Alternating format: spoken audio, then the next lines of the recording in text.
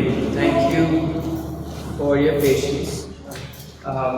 Today I'll be talking about artifacts and identifying artifacts or issues with their MR images. Not all of them, just three of them. They're the three most commonly occurring ones. We do receive some gratitude. Here's what I'd like to talk about is why do you need to identify these artifacts in MRI? The three artifacts that we are interested in for specific reasons, which is wraparound, Gibbs, motion. And then I try to quickly summarize what we found. So the first question is why do we care about artifacts?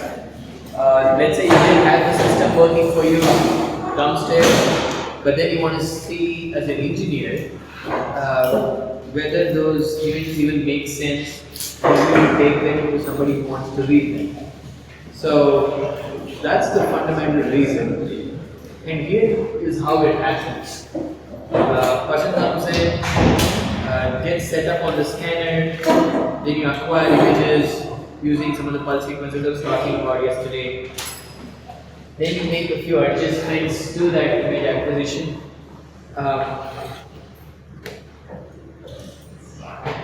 And then you say, do I have issues with the images I've collected?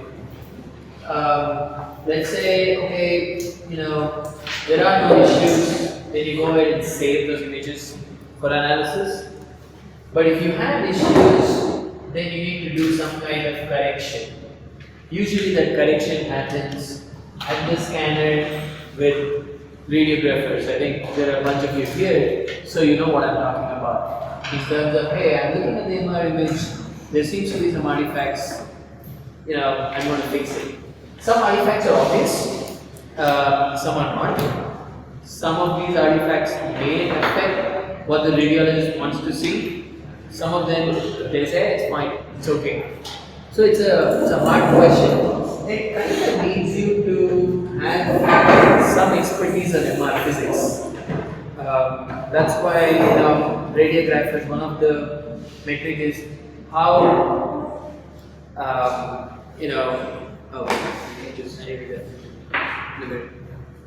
how many years of experience do you have as a radiographer?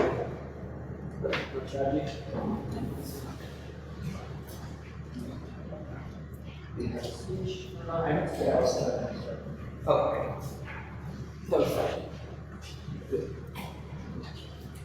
So the number of years of experience the radiographers get better. The reason is they see more artifacts, they kind of talk about it, they learn about it, and then they go. So oftentimes there are two challenges here. One, you need to identify the artifact at the time of scanning, right after the image is done. And the second one is you need that kind of expertise. So let's say patient walked in, got the scan, but not able to identify an artifact. Then the radiologist says, oh my god, this is not acceptable. So how are you going to help that situation? So building off of the previous slide in terms of expertise in mind, if you do have these artifacts, then you can have this issue with diagnostic quality. And if you have certain artifacts, you can even think there exists a pathology or a disease when none exists. So that's even probably a scarier risk than actually just looking at a pathology. The challenge is to have these technicians in low accessibility areas, and it's actually hard because you need to go through this training of MR physics over and over again. Even at my previous site at Columbia University, we had a quality assurance done off-site. So we would make these images, we would go to some place in United Kingdom with a company called Ixico, and then they would do it. That's another issue. This will result in data loss, unnecessary reappointments, and increased time and cost. We can look at some of this from this article.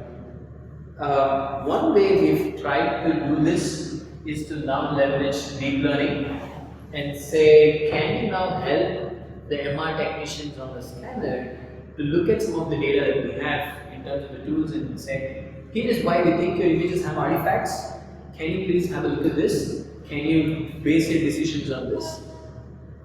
So the modifications that we made to this picture is to now kind of introduce machine learning and then say we are going to suggest this to the MR technician there and say, can you please take a look at it? We've picked up some artifacts and we think you should probably either rescan and fix it.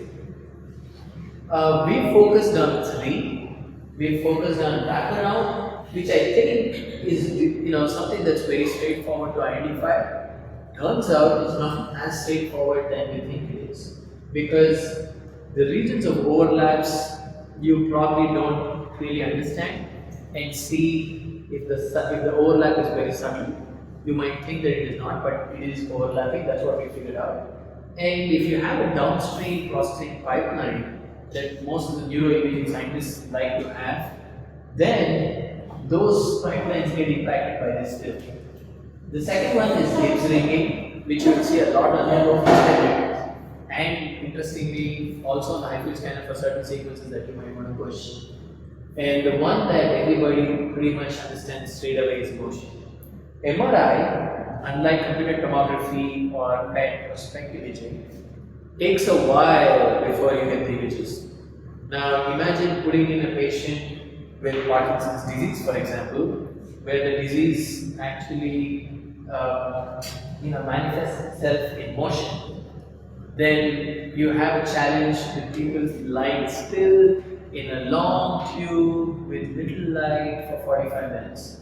So motion is probably the number one challenge during MR scanning. For those of you who are from some kind of electrical engineering background, if you don't follow what is known as the Nyquist criterion for sampling, that's where you end up with Gibbs ringing. Gibbs ringing also happens when you chop off high frequency components. So let me talk to you about wraparound first.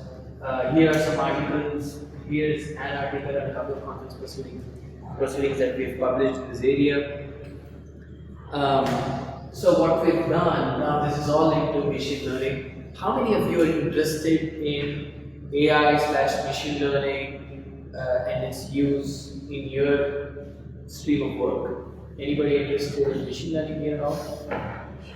There's 1, 2, 3, a bunch. Okay, that's good. Okay, so feel free to kind of interject whenever you want. If I have some terms in there that need more definition or further explanation, I'm happy to do that. So, like you understand, what happens generally is you look at a bunch of images and then you either annotate them, meaning mark them down for what it is, and then go about getting the machine to learn how those things and why those things were marked. That's largely in the realm of supervised learning or deep learning, not necessarily deep learning, but supervised learning. The other way is to once have this and say, let the machine figure out these labels, and that's called unsupervised learning, which is mostly clustering of trying to find clusters. For wraparound, what we did is we had this IXI database where we looked at it and split it into some training and validation datasets. So training is the one where you give information. Validation, you don't show the dataset to the machine learning algorithm, but then you say if your validation performance is okay, then we're good. But if it's not that great, then you tweak a little bit on the algorithm to make it better. So you can think of training as version 0 and validation as version 1 of your algorithm. And then you have the test data set.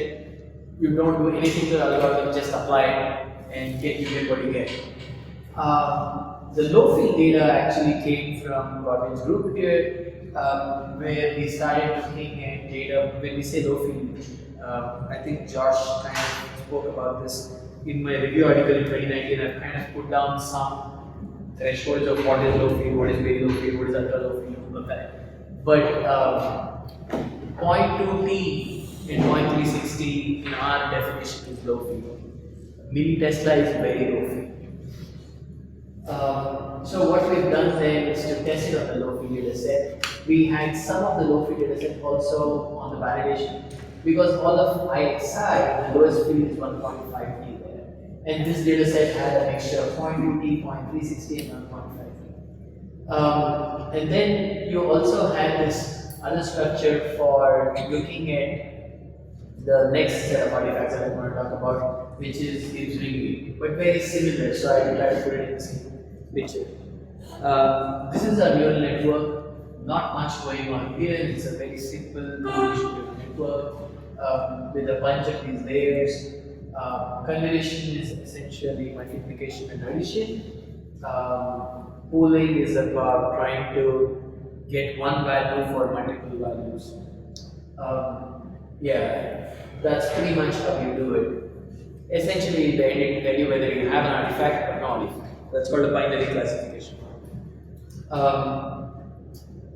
Like I said, it's publicly available, and then you have this data set that I just captured. For those of you who have started chewing a little bit, or maybe are good at this or experts at putting together machine learning algorithms, it was activated by value and which was Adam optimizer. Here's the good thing also about your Google Colab that you installed yesterday. With Google Colab, you can just say how to start machine learning using Google Colab. You can pretty much start writing your own classifiers. Google has examples, and you can do it by yourself, and it all runs on Google Colab. So you can copy paste those examples from Google and then start running. It's not even from a third party, it's directly from Google. Uses TensorFlow. So the good thing about installing Google Colab yesterday is you can use the exact same tool to get your feet wet with machine learning, or even implement, not deployable, but at least lab scale prototypes of your own classifiers that you want to build. So it's all available now. You don't have to worry about whether you have a graphics card or not, whether you have access to a fancy computer or not. All you need is the browser. Unfortunately, you do need internet connectivity when you want to run it. When you want to program it, you can do it and you can do it in offline. But when you want to run it, you need internet connectivity. So here's some data I'm going to show. I'm going to go into a little more depth on the training, right? We did a slice-wise training. Our training duration was not that big, it's just 9 minutes. We didn't get 100% training accuracy. This is not a good thing. You don't want to get to 100% accuracy, because then you basically overfit into the data that you have. Similarly, you have two kinds of orientations. One is in plane, and which means inside the same plane. Then through plane is when you go, up and down. And then you say, can I identify these artifacts? I'll come to what these hotspots are in a bit. But you can either be true positive, meaning the wraparound existed and you're identifying it, or you can be true negative, there was no wraparound and you're not identifying it. Or, wraparound means if your, for example, nose wrapped into the back of the head, because of the field of view is so small. Then you have the through plane, meaning let's say the top of the head got wrapped up to the bottom of the head. So that's another way of looking at it. Now here's the thing that is probably the most important part of our implementation and how we think about it is, I said it's true or false, but why is it so? Can you explain that to me? And here's what we call, what the standard tool is called the GradCam, stands for Gradient Class Activation Maps, and it kind of shows you where that wraparound is happening. So now you don't have to worry just going by the machine saying, oh yeah, it's a 1 or a 0. Let's say if it's a false positive or a false negative, and you can identify that, oh, see, it's showing that there is a wraparound here, but in the image it's actually not. Then you can say, no, I'm not going by what the machine is suggesting. The machine is not giving me the right answer. Because these are all statistical models like we learned from the machine learning experience yesterday. So it's very important to know when you're wrong. Here you can know when you're wrong. So here you can know when you're wrong. and that's important for decision making. And this hotspot kind of tells you, saying, hey, there is a wraparound, please focus your attention on that. And if the hotspot doesn't add up, then you can reject the system. This false, I mean, if you're in this regime of false positive or false negative, 80% of the time, your algorithm is useless. But if you are in the false positive about 5 to 10%, which is what you expect from these kind of implementations, you're okay, because out of every 10 images, you're probably going to be rejecting one. So this is a precision and recall for the kind of stuff. Precision means how many times did I get the true cases, and recall is how many times did I get, when it was true negative, how many times did I reject it. So you getting, when it is in plane, inside the plane we get 100%. We've also tested it out on data set that the algorithm never stopped. Other than with the low field, we've also tested it on the G1.5T, the Siemens, so it's predicted by G3T and the Siemens 3T. It was always at 100%. The true plane is where it gets challenging, and the top of the head wraps up the bottom of the wire, other way around. So that you can see that we have about a 2% for when it's true, when it is true positive, when it is true negative, we hear about 7% off or 6.5%.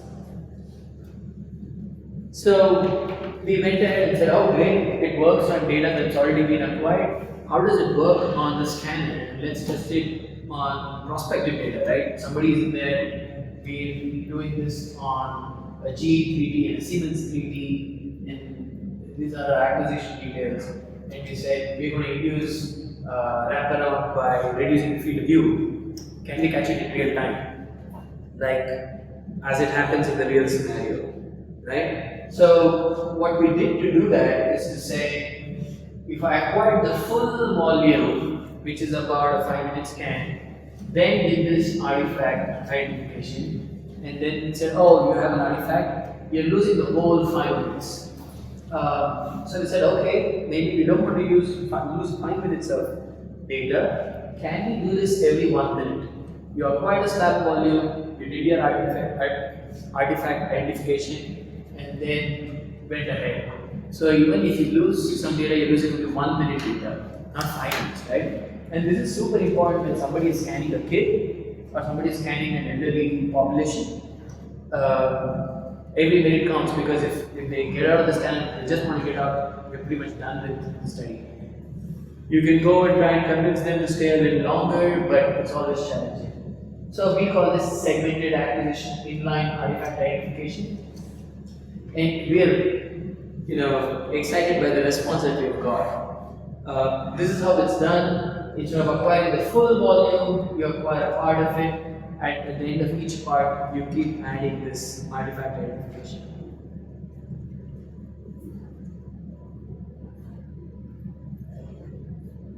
Oops, some of the animation runs away. Okay, let's see if I can kill that.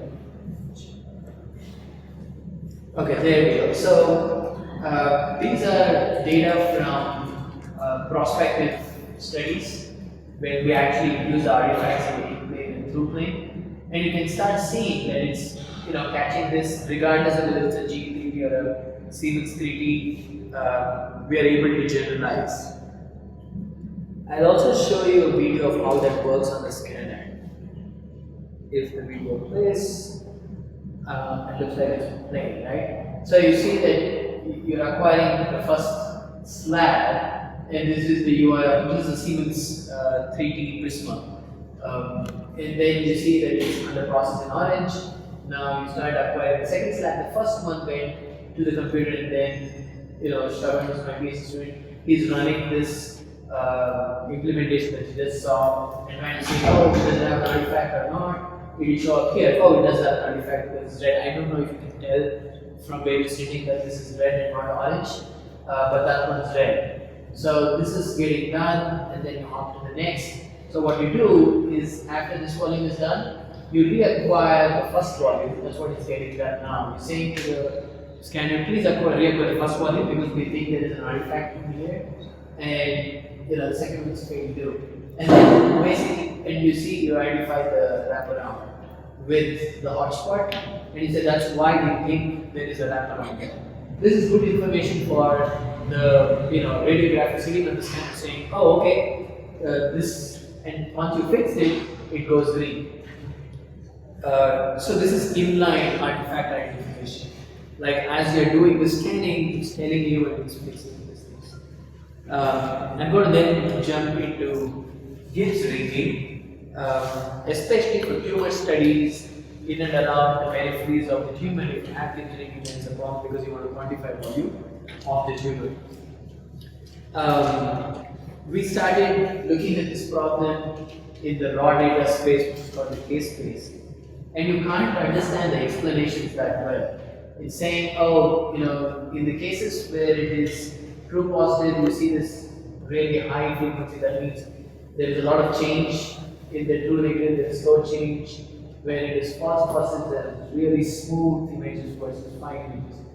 But these are not something that you can really understand on the scanner, especially because we're looking at case-based training. That's why we went to showing these artifacts in image space, and then eventually trying to do the hotspots with what is Qatar. I'll get to that point too. Again, these are the same kind of metrics.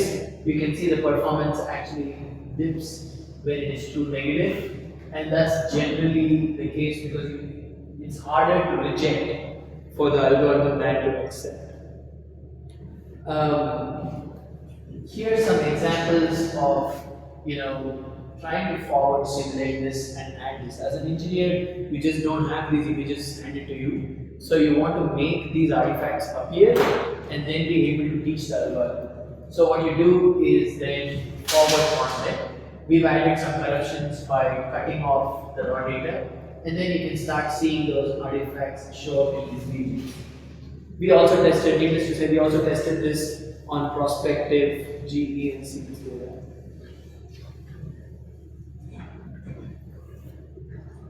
Okay, there is some trouble with animations going on. Okay. Alright, so this is probably tricky to follow and see. Let me try and give you a sense. Maybe that's a good idea. So, in the places where you see these red dots, right, that's where you can kind of see that the Gibbs ringing is happening. Where you see all these green, that means it's okay.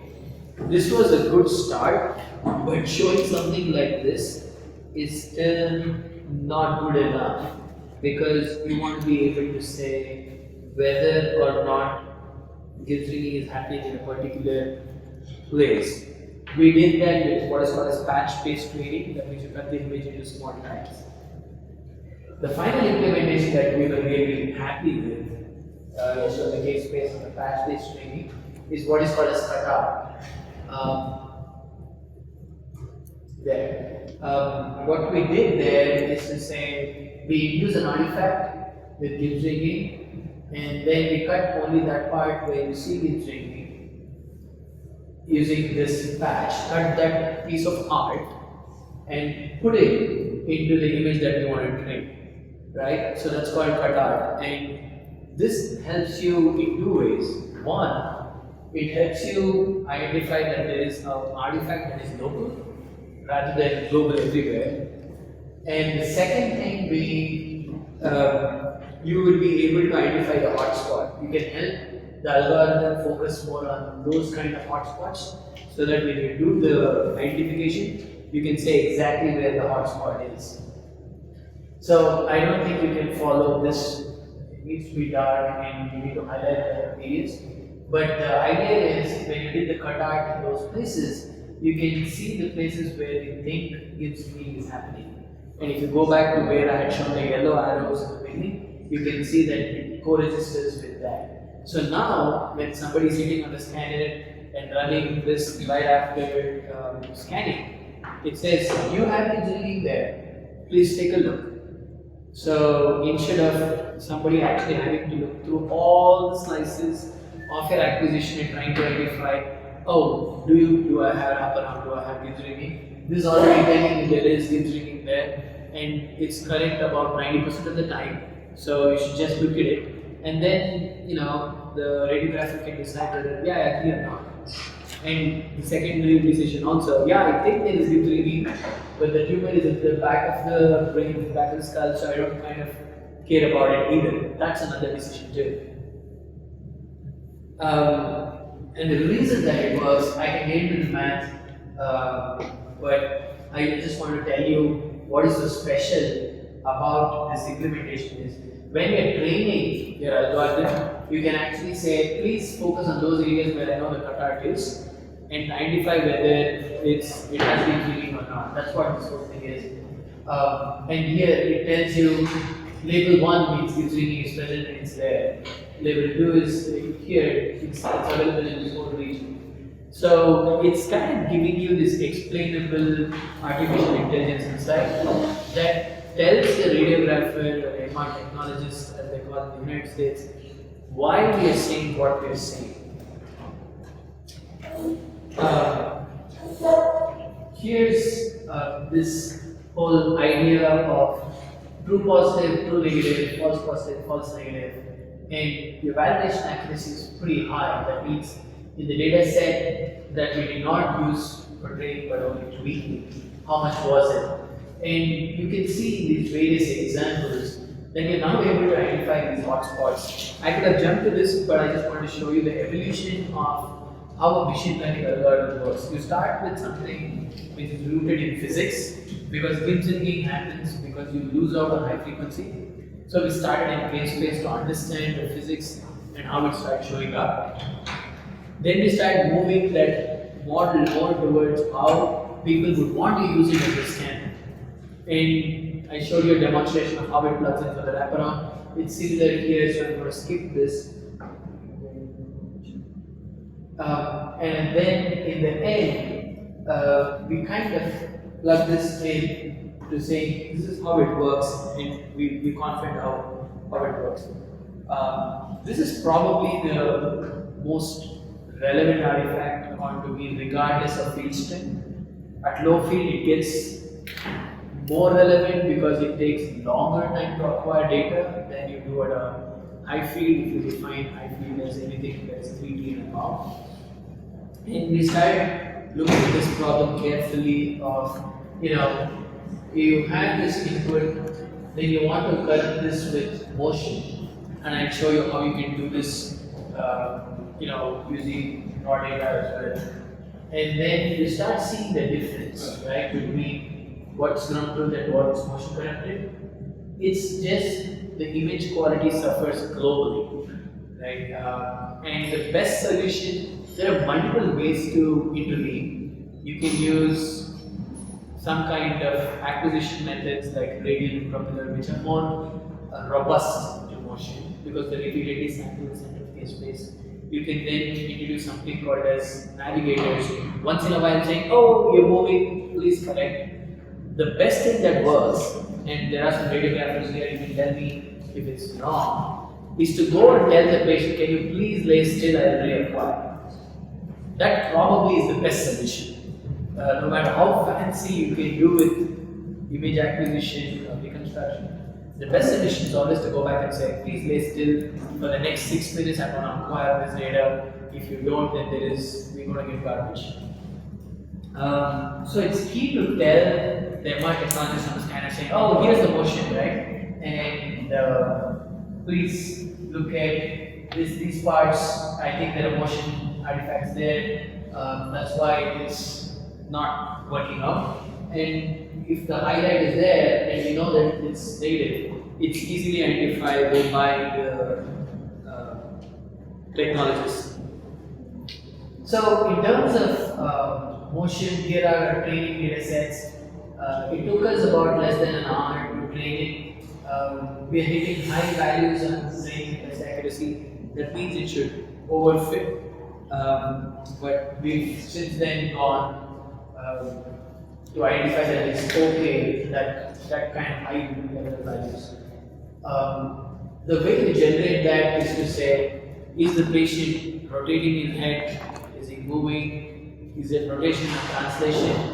And it also happens when is the motion happening with the most important values of the rod are being acquired or less. So based on that we have this motion curve, and then based on if there is any value above 0 on the motion curve, we introduce an artifact in the case space or the raw data space. Here's the third class that we wanted to identify instead of just motion, no motion. There is this other important category saying there's motion, but it's okay to have that kind of motion because it doesn't affect the radiologist's ability to identify the pathology. So we went from having a motion, no motion to saying no motion, little motion, lot of motion. So that little motion kind of helps to say, I don't have to rescan. There is little motion, it's fine. And here are the results on the explainable bit of it, saying there is no motion, and we think that whatever we see is just outside the object of interest. There is some motion. You can see that there is a hot spot, and there is a lot of it. You can just see the hot spot just going really crazy at that point, right? It's all lighting up. So, and this is on prospective data set, meaning the machine learning algorithm, the validation itself would have seen a little bit. The test data set, you would have never seen that data before. The prospective is we got some of our graduate students to go into the scanner and said, don't shake your head, shake your head, please head back now. And it went from being a pop concert to a rock concert. And you could see, when they did think it was a rock concert, you can see that it's all lighting up. Telling, hey, there is motion in there. And the pop and jazz are like, okay. And when you lay still, there's stuff happening outside, but that doesn't impact anything in the volume of interest. So you're good. So this is prospective data set again acquired in the GE3T and the Siemens 3T, trying to show. I wish we had a low field scanner so that we could do this prospecting on the low field. Thankfully, we do now. We have a 48.94 millitesla in the laboratory. So the next time I'm going to touch base with you guys, I'm hopefully going to say my prospective data set also includes the very low field scanner. Right now, unfortunately, I don't. So we have the opposite problem. So in my place, we had high field scanners, never a low field scanner. Just have a low field scanner for the past 2-3 months now. But you guys are going to have a very low field scanner in your basement. So I'm hoping that's where we can actually have that intersection and have a meeting of the minds in terms of moving some of these things to low field, which is where I think the real benefit for the company is. I'll summarize it and I'll get open to questions. So what we've shown so far is, artifact, you can identify about these 3 artifacts and field strengths from 0.2 to 3 Tesla, not necessarily in the millitesla range yet. We've been able to explain why we say that there is an artifact or not an artifact, with the option of rejecting what the algorithm says about at worst case 10% of the time. So we are correct 90% of the time, we are not correct 10% of the time, but we are giving you that information upfront and we are also showing where the data artifact is. We want to also deploy this at my hospital now, the new one from Sinai. We want to have this deployed at Ghana, Nigeria, and then we want to also start. This is Godwin's idea. Is what's the problem of saying that there is a problem? I mean, what's the great thing about saying that there is a problem? You need to say what's the solution. The good thing is when we are in one physics, we kind of know how to solve this. For example, and I think the radiographers do this on a daily basis, right? If there is a wraparound, increase the phase over sample, increase the field of view, right? So there's no wraparound. If there is Gibbs, can you increase the acquisition bandwidth? Can you have more samples so you kind of increase that? If you have motion, like I said, you can have all the fancy tools, but the thing that actually works is please walk in or use your PA and announcement and say, we are seeing motion artifacts, please lay still for the next 7 minutes. I want to acquire this high resolution structural scan that is so important. you can do that. The cool thing that I want to show you guys right now, unfortunately, this requires you to have internet access. There is an offline thing as well that we are going to give Godwin access to with a box, which is a computer box which can do all of this. If you go to this website, brainomics.com/login, it's free, right? You need to create your own user account. You just see a snapshot of mine here. This is the web page here, brainomics.com/login. I do receive funding from this company, but we are the ones who make the tools and we are helping it get available to everybody. And I like the way that they are. One of the ways that we have worked with them is to make it available for everybody for free. So now you can actually log in.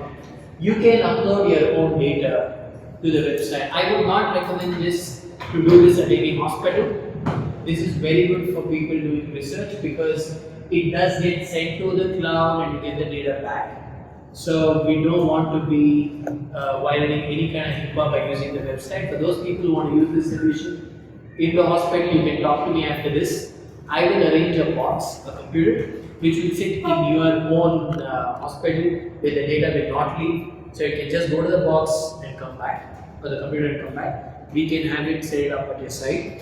But this is for those people who want to use this for research purposes, for leveraging and saying, I want to compute brain volumes. So Stefan, if you have nifty volumes or DICOM volumes that you just want to compute, volumetry of structures and substructures and cortices and lobes, this will do this in about 15 minutes flat. But this is again online, right? So you send the data, it gets processed, comes back, the data is destroyed. But there is a part of it which sends the data from your client to the cloud server. So I know how you feel about that. But there is also a box solution that gives you a computer box. It will sit right next to you, and we can send this out to you for free. Yeah. So it's at no cost. You can also check for the artifacts that I showed you today. The 3 artifacts, when you click for check for artifacts, it's going to give all of them. This is the dashboard website.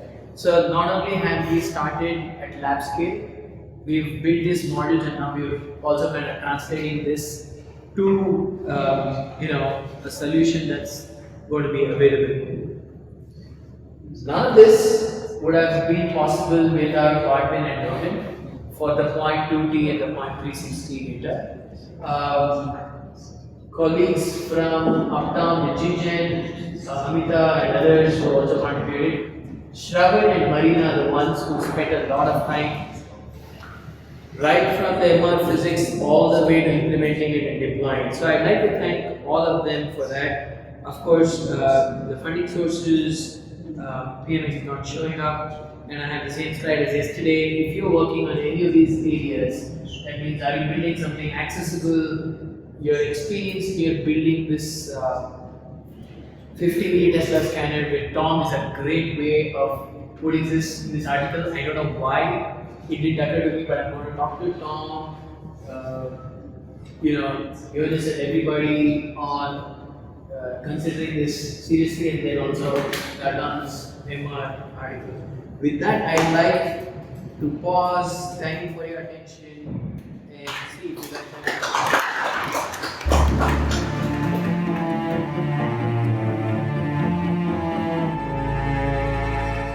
My name is Chinonye Okorie. Godwin has done the introduction. I am really excited to have been given the opportunity to speak to the team today. So the topic today is going to be understanding gradient functions and gradient effect on image quality in MRI. Now, the vast majority of the presentation is gonna be physics. Now, I'm not a physicist. I have tried to break down the physics terms to very simple and easy to understand language. So I'll try to carry everyone along. But I do promise that at the end of this presentation, you will be able to appreciate how this physics is applied or put into practice. Okay, so let's get into it. Okay, so a little bit of physics, MRI physics to introduce the topic. We all know what happens when a patient is placed under the influence of a magnetic field. So when you place a patient in an MRI scan, what happens is hydrogen protons will align with the magnetic field and also precess around the magnetic field. Now, the rate of recitational frequency is directly proportional to the strength of the magnetic field applied, as given by the Moore equation. So the higher the magnetic field, the faster the precessional frequency, and vice versa. For example, on a 0.3 Tesla magnet, the precessional frequency is about 12.75 megahertz, and at 1.5 Tesla, it's about 63.75 megahertz. Now, you might wonder, what has precessional frequency got to do with gradients and topical discussion today? I'll answer that question after I explain what gradient coils are. Now, a gradient coil is simply a coil of wire with varied windings, such that when an electric current is passed through this coil of wire, magnetic field is induced, which varies linearly along the slope of the gradient. And this is in keeping with Faraday's law of electromagnetic induction. We remember that changing current generates a magnetic field and changing magnetic field generates an electric current. Now, since the magnetic field generated by the gradient coil, varies linearly along its length, hydrogen protons present in an atom would possess varied or linearly varying frequency depending on their position along the gradient. So we'll have some spinning at a faster personal frequency, some spinning slower, depending on position along the gradient.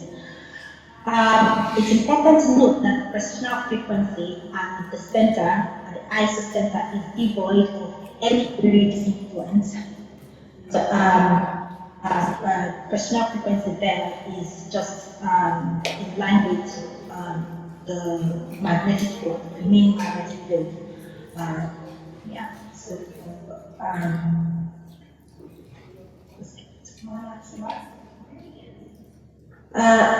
gradients, the function to spatially locate signal and give us positional information.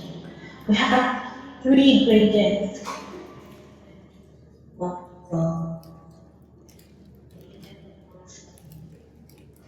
Present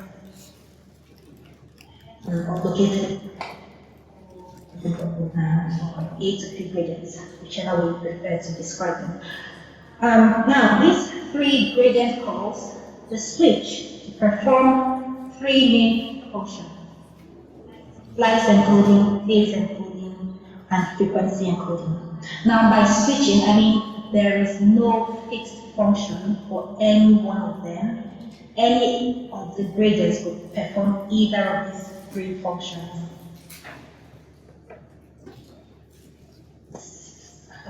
Get to my next slide.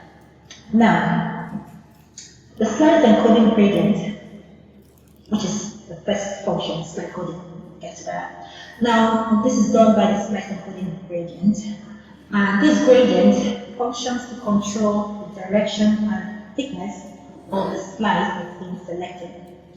For instance, let's say we're doing this scan. As a user, all you need to do is just select your slice orientation. Let's say pick an axial slice. Just type in axial or put in axial, select axial.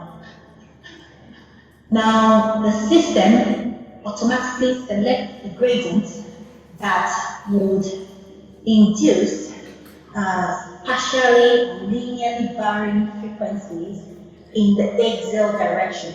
In this case, it's going to be the head to foot direction. Gradient, okay? Hydrogen protons precess at different personal frequencies. When the gradient is switched off, they acquire a phase shift. Now, those hydrogen protons that have higher personal frequency have a gain phase. Okay, so the gain phase with reference to the standard that spins at the isocenter. And those are hydrogen protons that will experience lower personal frequency tend to lose phase. But that doesn't mean that if the hydrogen that gain phase does not necessarily mean you have no signal. No. Why? Because when that hydrogen proton is rephased, the rephasing isn't as effective. Okay? The spins at the isocenter, the hydrogen protons at the isocenter are more effectively rephased, so they yield higher signal. However, the hydrogen protons that have either gained phase or lost phase are not effectively rephased. So they tend to lose signal. So what is implied is that spins at the isocenter, okay, give us the best signal, and spins away from the isocenter tend to give us the least signal but higher resolution, if that makes sense. So the next slide explains everything I said, just gives us more understanding of what I said.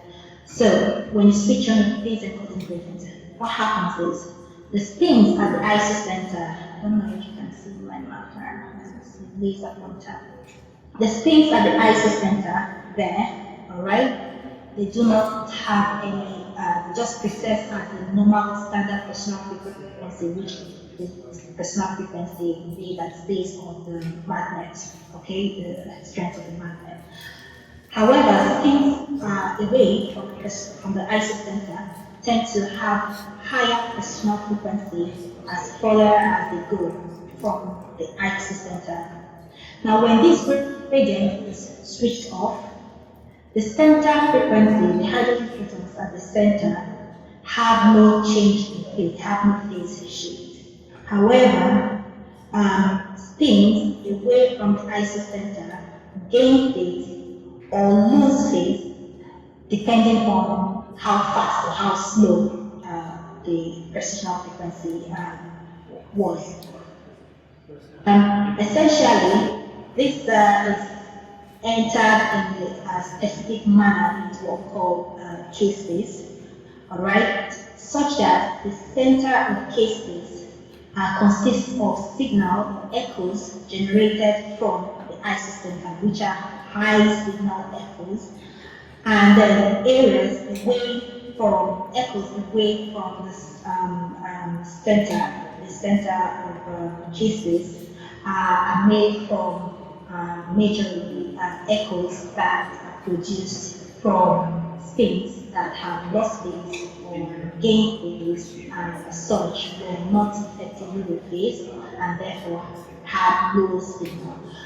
Although they have low signal, they do have high resolution. So in the center of cases, you get high signal, low resolution, and at the edges, you get low signal or high resolution because the echoes at the edges were produced from the steeper end of the gradient.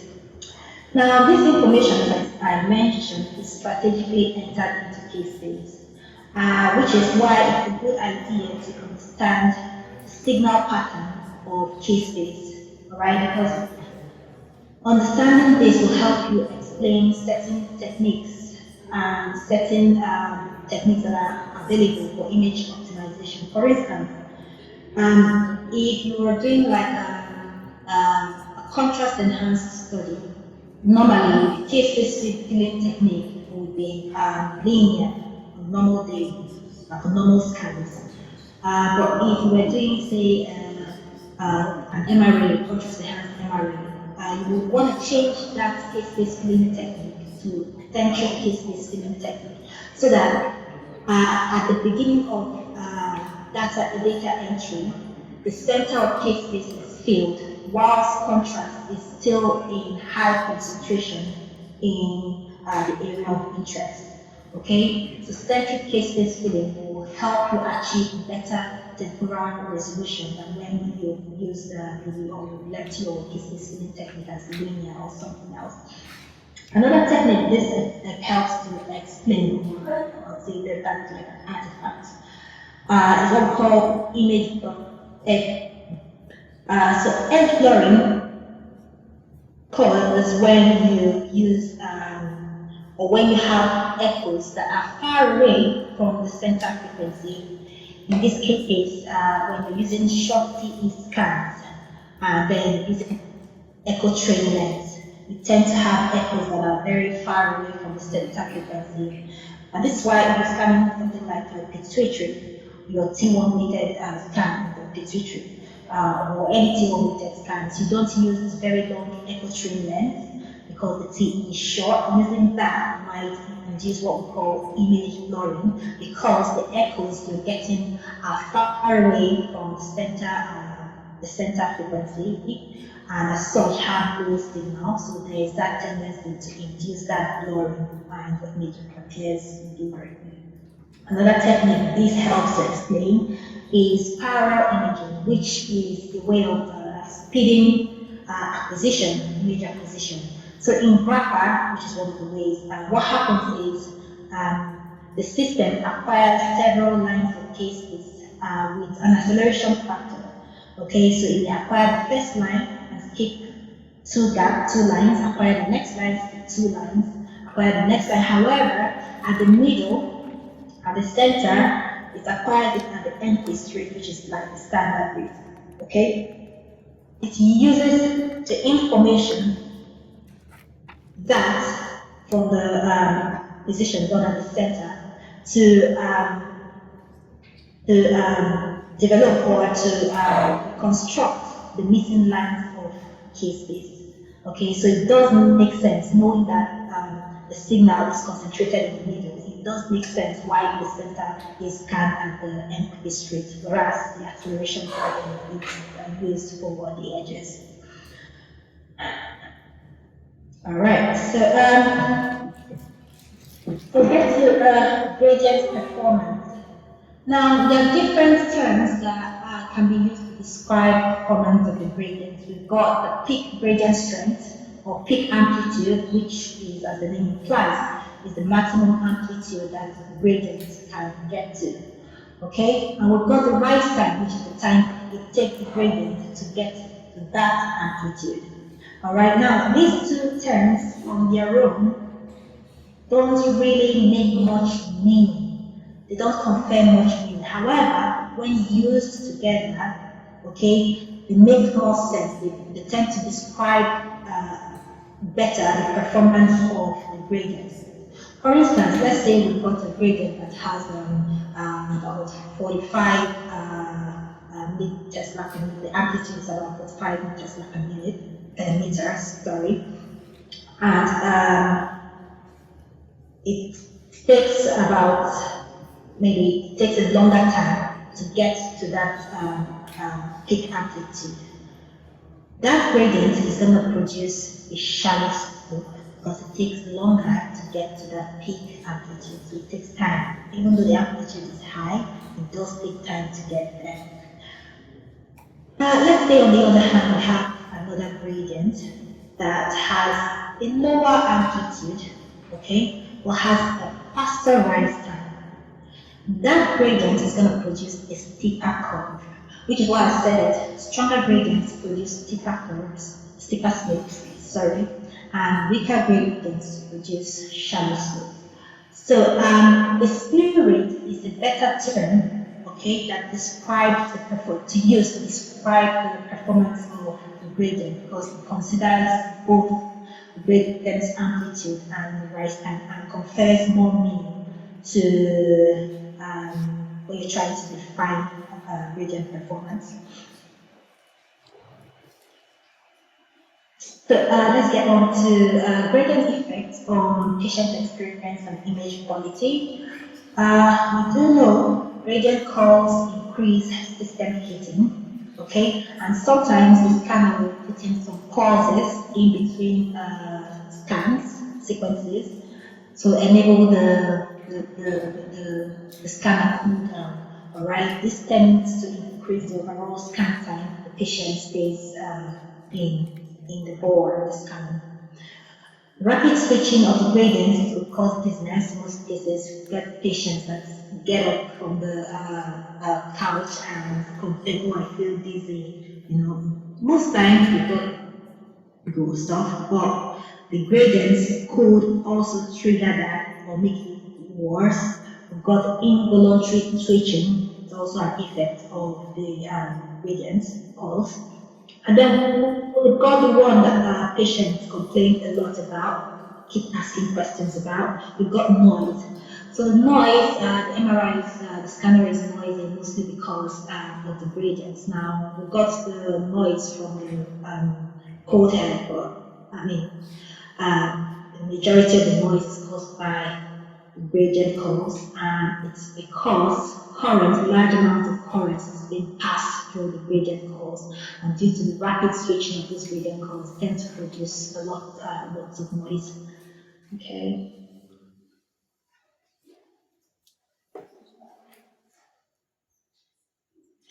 All right. Now, gradient effect on image quality. Now, when we talk about image quality, we're looking at resolution, we're looking at image SNR, we're looking at scan time, we're looking at presence or absence of artifacts. Now, how does gradient function influence all these? All right. The first one we're going to discuss is image resolution. Now, stronger gradients allow for improved image resolution. How is this? So we know that resolution is directly proportional to the matrix, the size of the matrix, and inversely proportional to the field of view and sliceliness, meaning that the greater the matrix, the more the matrix, the more the resolution. If you take a look at this picture here, you can see each of these blocks, each of these squares represents pixels. I know it's big, but each represents pixels. So pixels are the tiniest unit of a digital picture.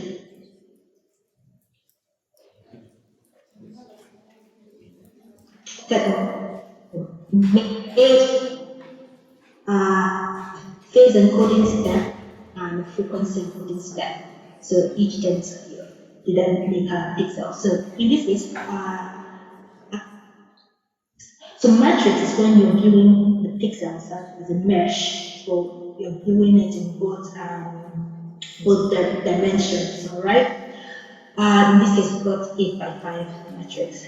So the more the matrix, it means the more phase encoding steps we're going to have to perform, because each line here is generated by a phase encoding step. Okay? So now, let's see. In order to generate more phase encoding steps, let's say we want to increase our matrix from 256 by 256 to 312 by 312 matrix. We're going to have to do more phase encoding steps, and these phase encoding steps take time and they affect scan time, which we'll discuss later. However, in order to increase the matrix, we're going to have to use a stronger gradient. Alright? If you take a look at the bottom, the image at the bottom, I don't know if I've done too much here. You can see that there are different gradients on here, some more steeper than the others. The steepest is the one below, so this will be our strongest gradient. Okay, now let's say we have a transmit band, we transmit RF pulse to all these, using all these gradients. Alright, for the stronger gradients, we tend to get thinner slices. So if this were to be reproduced, you see that you get more matrix in this field of view if you were using a stronger gradient. For instance, you can see the black lines, you can reproduce them. This is the first one, the second one, the third one, the fourth one, the fifth one. So we get more blocks, or more matrices out of this stronger gradient. However, we're looking at the weaker gradient, all right, which is the orange line. You can see that the first phase encoding step is already at the middle of the field of view, and the second, so you just get two lines out of it. All right. So in essence, especially what I'm trying to say is stronger gradient help you achieve more phase encoding steps. So if you're looking to increase your matrix and boost your resolution, what you're actually doing is increasing the number of phase encoding steps. So you tend to use stronger gradients for that, and there will be the limitation if you were scanning using a low field unit. In this case, there's that limitation of how strong your gradient is, so there will be a limitation of how finely resolved or how much matrix, the size of the matrix you will be able to use as opposed to when we're scanning on a high field unit.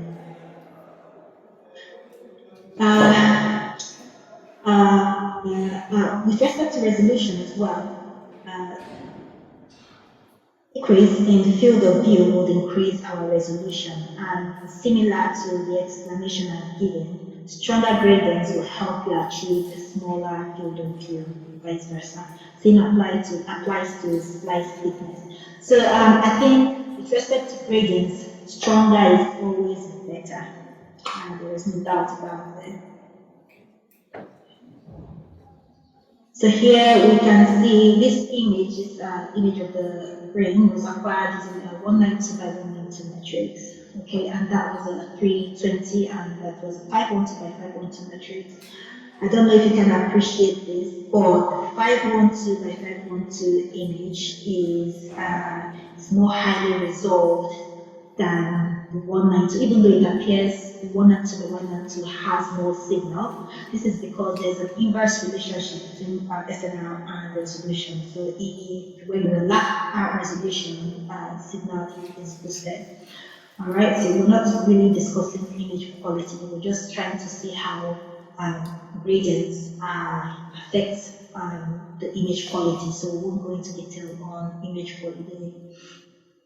So same thing here, low resolution image, smaller matrix, and high matrix will produce high resolution, low signal image. With respect to scan time, now phase encoding gradient directly has a direct and indirect effect on scan time. Now, you need to know that scan time is directly proportional to the number of phase encoding steps. And as I explained earlier, each of these, let me just go back to that slide.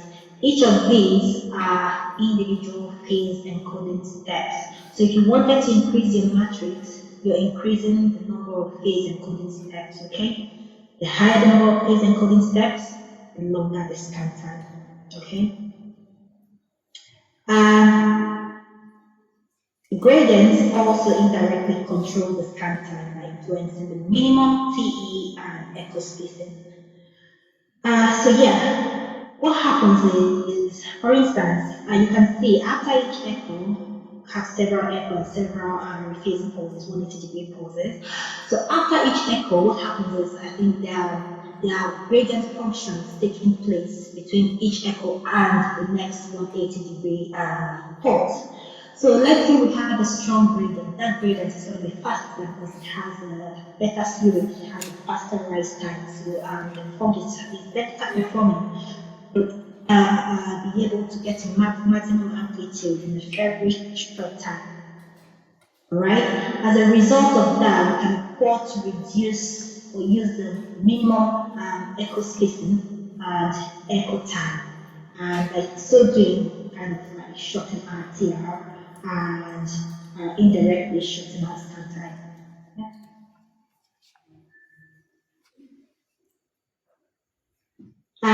Now, with respect to artifacts, we know the direction of our phase and frequency encoding gradients tend to affect the appearance of certain artifacts that are known to be dependent on the phase direction. For instance, motion artifact is phase dependent. So it's going to occur in the direction of the phase encoding gradient. In this case, on this image, within the phase encoding directions have been A to P, which is why the position artifact there is smeared across the image in anterior to posterior direction. So if you wanted to avoid this artifact, like I said earlier, the choice of the phase of frequency encoding gradient is down to the user.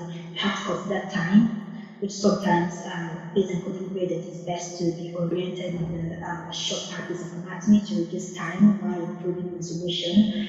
However, in this case, you have to consider motion artifacts. So if you want to take this away and get a better image quality, it's best if you orient your phase in direction, head in the right direction, so that the position artifact does not affect the image. And also, aliasing of wraparound artifact is also phase dependent. In this case, what happened here was the phase direction is A to P, I presume. However, there is frequency and there is anatomy outside the field of view. So when you use this very small field of view and have anatomy outside the field of view in the phase encoding direction, that tends to wrap around and get that artifact. So what you can do in this case is just to increase the field of view. And that should solve it. Stronger gradients will also help us be able to use high bandwidth.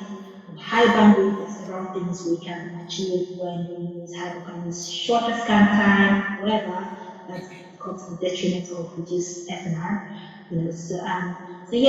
Basically, with respect to gradients, as I said earlier, stronger gradients will give us better quality images. So yeah, I know it's not been easy speaking to you. I'm not saying who I'm speaking to, like I'm speaking to my computer, but I do hope that at least you've been able to get one or two things from my presentation today.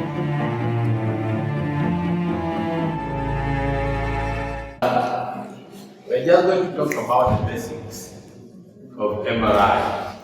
For those who might still be struggling with what. So, looking back to MRI, way back, there was somebody called Sairam Geethanath and Garrett. Okay? He postulated, he was not a Mason, he postulated that atomic nuclei has two properties, and that is spin and then magnetic moment. Okay? So our body is full of atoms, and those atoms spin, that is they rotate, and they also have a magnetic field. That was the postulation then. They carried out an experiment where they shot some silver ions across the magnetic field.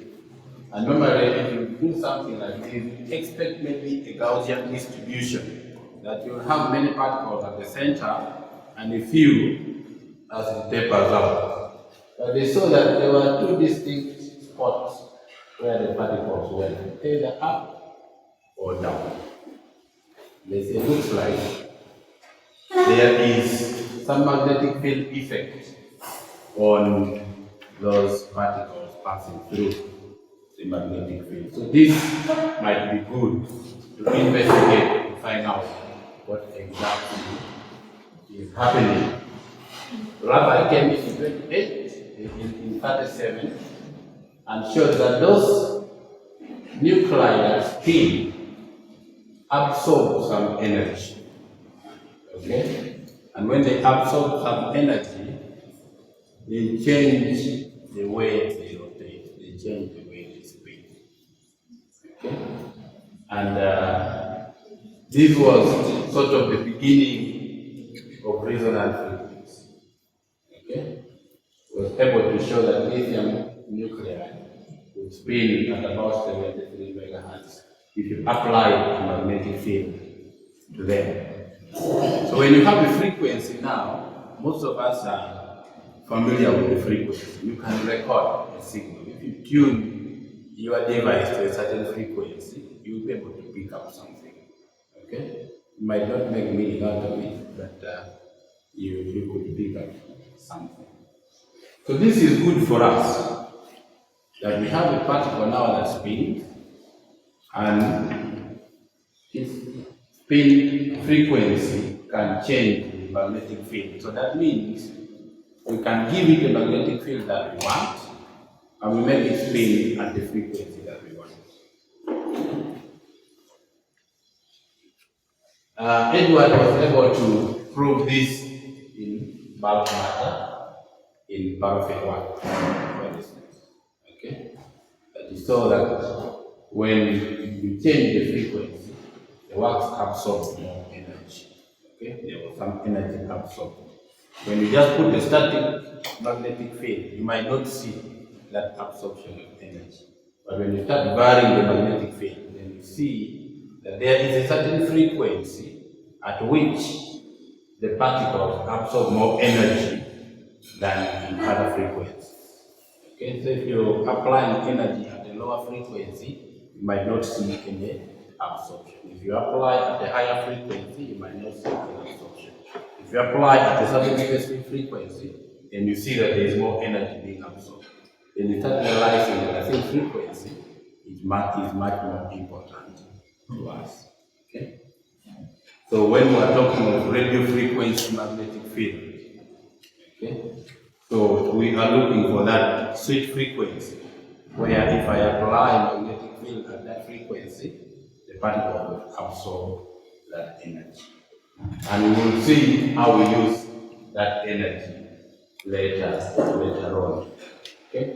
Felix Bloch did the same with water and also observed a similar phenomenon. The Martian came in 1971 and absorbed and saw that if you supply energy to these particles, for instance, if you take away the source of energy, the particles will go back to their original energy. Okay? But then they don't go back at the same rate. Others will go back to their original state faster. Others will take time to go, okay, to get back to their original state.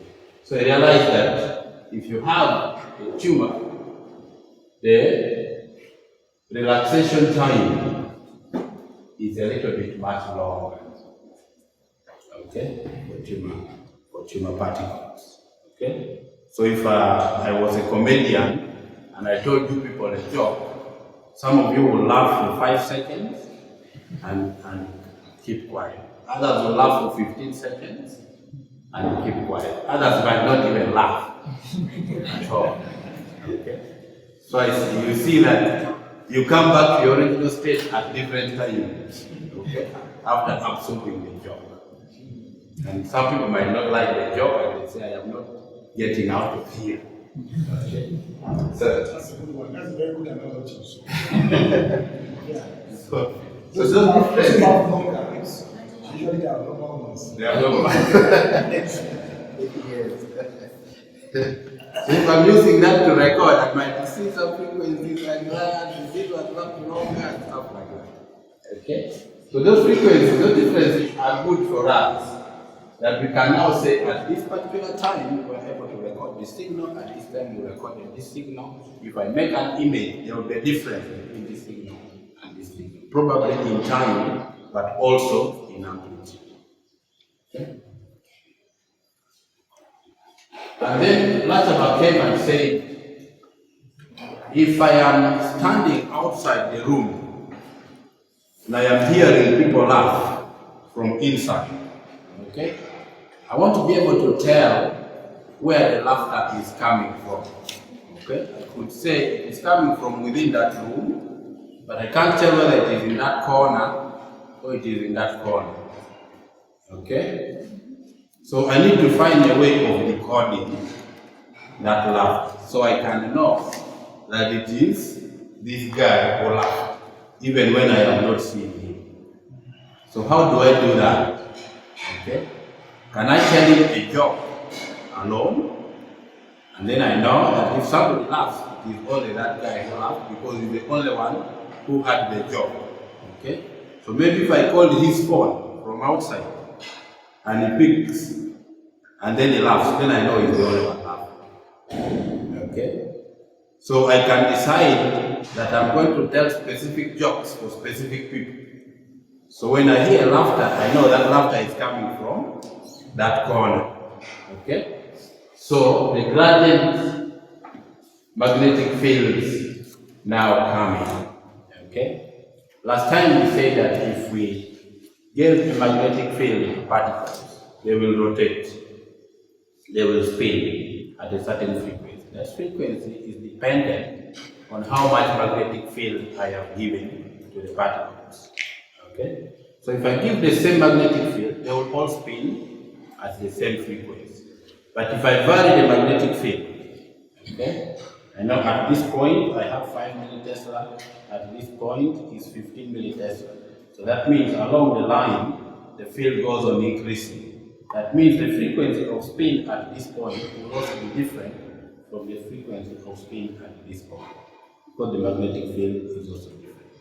And I can know the spots of the magnetic field, so I can tell exactly that if I see a frequency of 1 megahertz, that frequency is coming from a certain point where I have given a magnetic field that corresponds to 1 megahertz.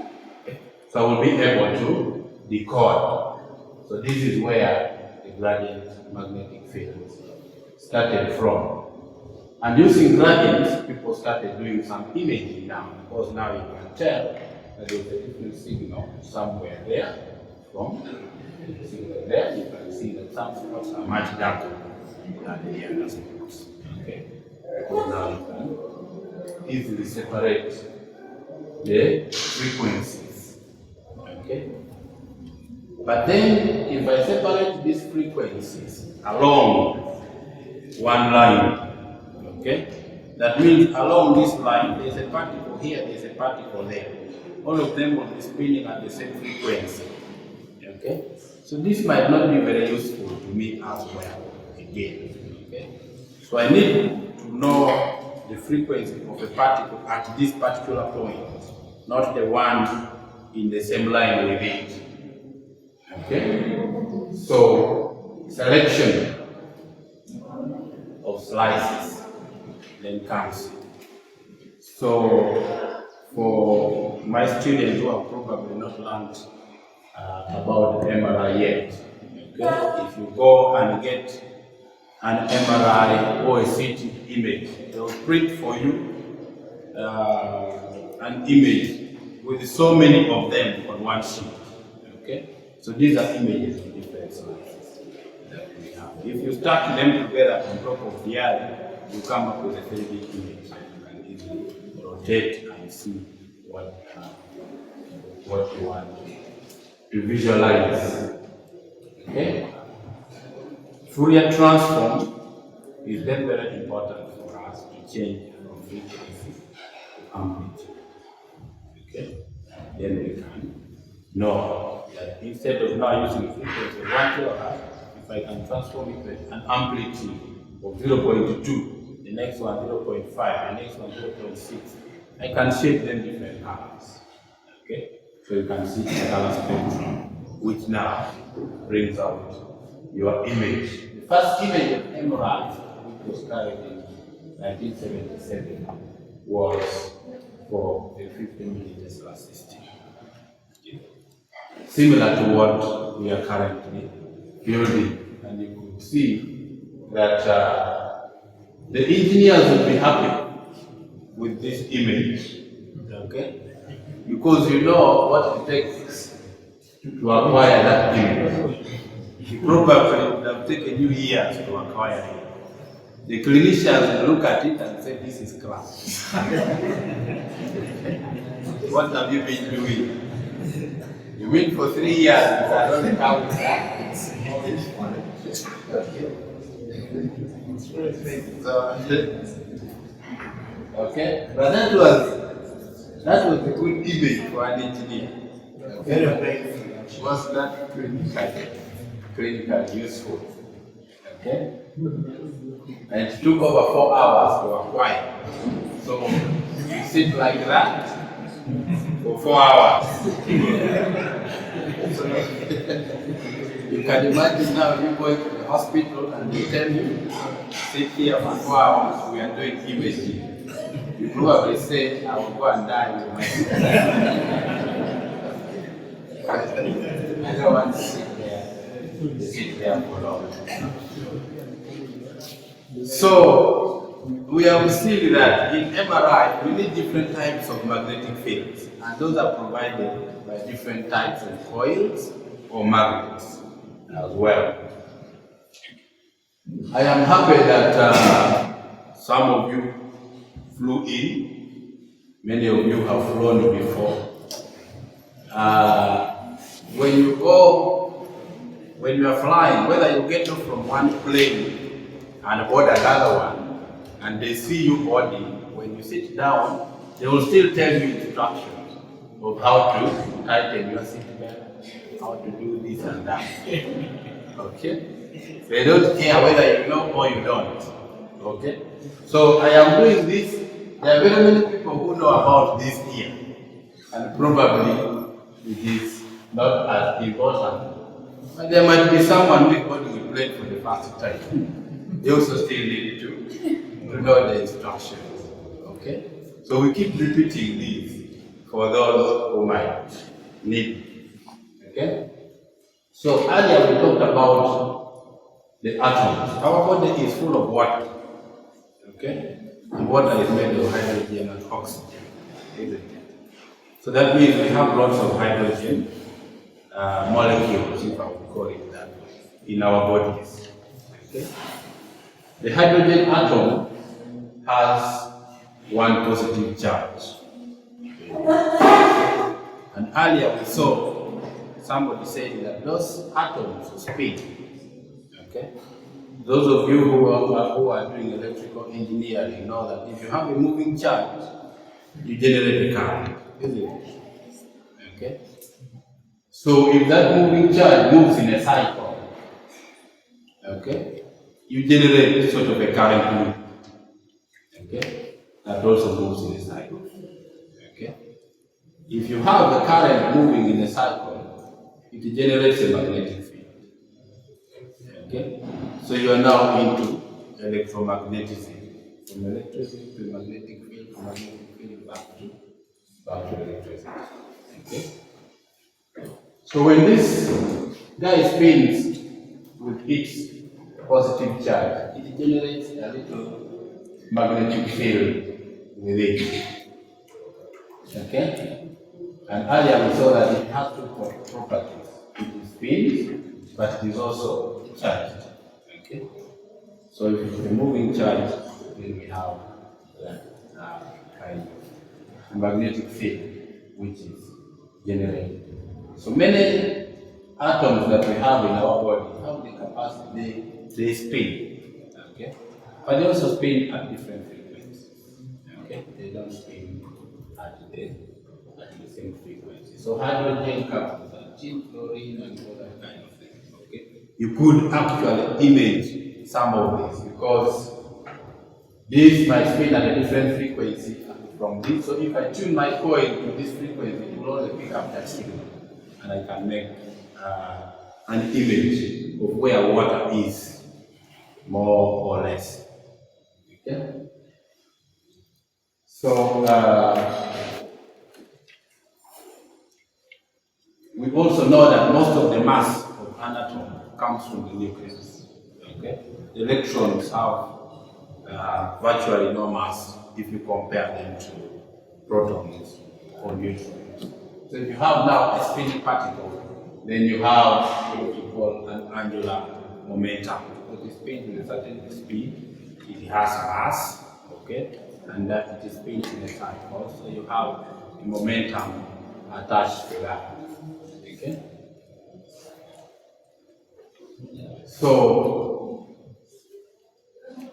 you could say that when that thing spins, okay, the magnetic field then the magnetic field it generates has a certain direction, and you can have a north and a south pole, okay. So as we move, we already have magnetic field in us, okay. So when we put you in an MRI, we are not trying to create a magnetic field in you. We are trying to manipulate the magnetic field that you already have in your body, okay? Because you have those protons that are spinning and they are generating a lot of magnetic field. Not a lot, because you can hardly measure it, it's small, but it is there, okay? So if you have your small magnet, let's say this is a proton, okay? We say that it spins, generates a magnetic field, and magnetic fields always have a north pole and a south pole. If we have an external magnetic field that we can surround you with, like we have in an MRI, okay? The little protons tend to align in a certain direction with that external magnetic field that you have, okay? But as we saw, that they are not only aligning, they are also spinning, okay? So as they align, they spin. So there is an angle of spin associated with that as well, okay? Sort of something like that, okay? So they spin as around a certain axis, and there's a certain spin angle associated with it. So the application specialists know very well the usefulness of a spin arm. Okay? I don't want to bore you with this so much. Let's see okay? So we say that when it spins at a certain frequency, and that frequency is proportional to the magnetic field that you generate. So we normally call that magnetic field B naught. Okay? So the permanent magnets we use for creating a magnetic field and things like that, that is the magnetic field that we are saying is B naught. So your atoms will then spin with a certain constant which is called the diamagnetic ratio, okay? But very proportional to B naught. So if I have B naught of 3 Tesla, this frequency is high. If I have B naught of 3 micro Tesla, this frequency is low. Okay? So that magnetic field helps me to set up the frequency with which I want the atoms to spin. Okay?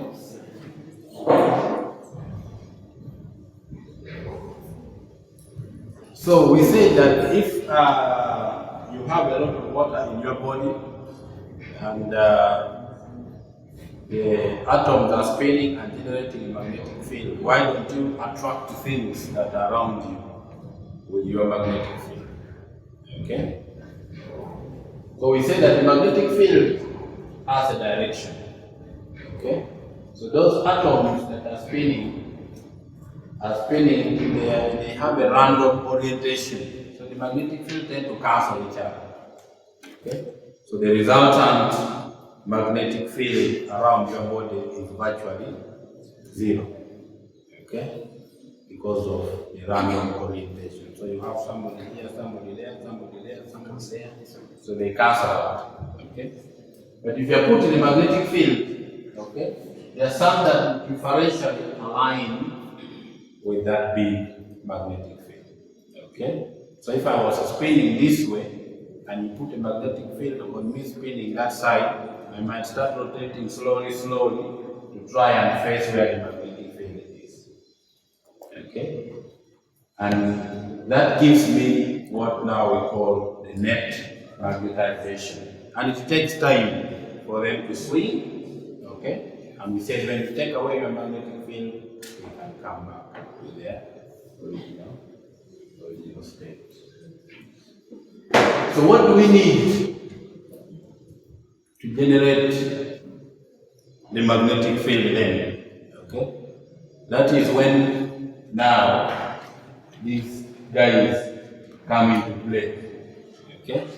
You guys were in the lab, you saw this was probably more than this stage now. Okay?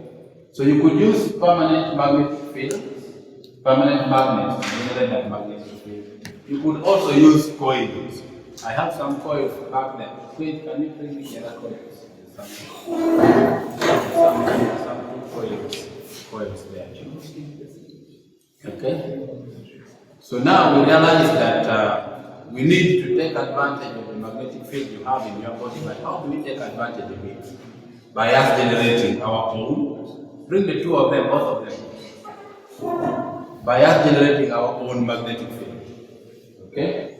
So we could use coils to generate those magnetic fields. We could also use permanent magnets. Okay? So if you want a coil like this, okay? If I have a battery here, I can connect to this terminal, okay? And then I will have a current loop running around this. So if I measure, I will have a magnetic field in this direction, okay? In this coil, okay? If I'm able to put as many coils as possible and as much current as I can put, I can generate a very strong magnetic field here, okay? So that is why the big MRI systems, they use coils like this, but those coils have very small resistance in them, okay? But you still need a lot of them. So as I wind this, you realize that now if I keep adding coils on top of this one, the thing becomes heavy, okay? So by the time you are done, your system could be weighing 5,000 kilograms. Because you need 3 Tesla. Okay? With this one of mine, I probably will be able to generate 2 millitesla. Okay? Or 1. Okay? So if you tell me I need 3 Tesla, I will keep making this, until it is from here to the other side. I say, this is your 3 Tesla, come with a truck and a crane and lift it and take it away. Okay? But you realize that if I use these copper cables, they also heat up. When you pass current into them, it becomes hot. So you cannot pass too much current in it. Okay? Otherwise the system becomes very hot and you can no longer use it. Okay? So the big MRI systems, they try to cool the coils using helium and nitrogen. Okay? So you pour in liquid nitrogen there, you pour in helium in there, and the things are soaked in cryogens. So as they try to heat up, that takes away, cools them up to make sure that it doesn't heat up. Okay? If you are not careful and you let your helium evaporate a little bit, the thing heats up and it quenches, what you call quenching. Somebody was telling me one of the MRI systems in our national hospital quenched. Okay? Because it took time to request for nitrogen. So you tell the hospital management that I need nitrogen, and they tell you fill this form. This form will go to the hospital director, then it will go to the supplier, then they will bring you nitrogen. Okay? So that might take 3 weeks. By the time nitrogen comes, the MRI is no longer there. You no longer need the nitrogen. Okay? That's why we are trying to say, can we use these ones that doesn't need nitrogen? Okay? But that means we cannot generate a very strong magnetic field. So there are compromises that we have to make. But if we are successful, we put you inside there, okay? That magnetic field is in a certain direction, so we can measure what we call the resultant magnetic field M. Okay? But now also we realize that if we measure, if we have that magnetic field M, it's most likely in the direction of the big magnet, this one. Okay, so if I put my hand there, I'll have a resultant magnetic field in my hand, but it's in this direction as well. Okay? So, and it is much smaller than what this guy can generate. Okay? So how do I measure it? Okay? It becomes very hard for me to measure that kind of magnetic field. Okay? So that magnetization depends on the strength of the magnetic field that I apply, but also the number of protons available. Okay? So that means some parts that have much water will generate more signals than the bonds, for instance. Okay? So I could get a much better signal from maybe the cerebrospinal fluid, which is in your brain, than the skull. Okay? But last time we said that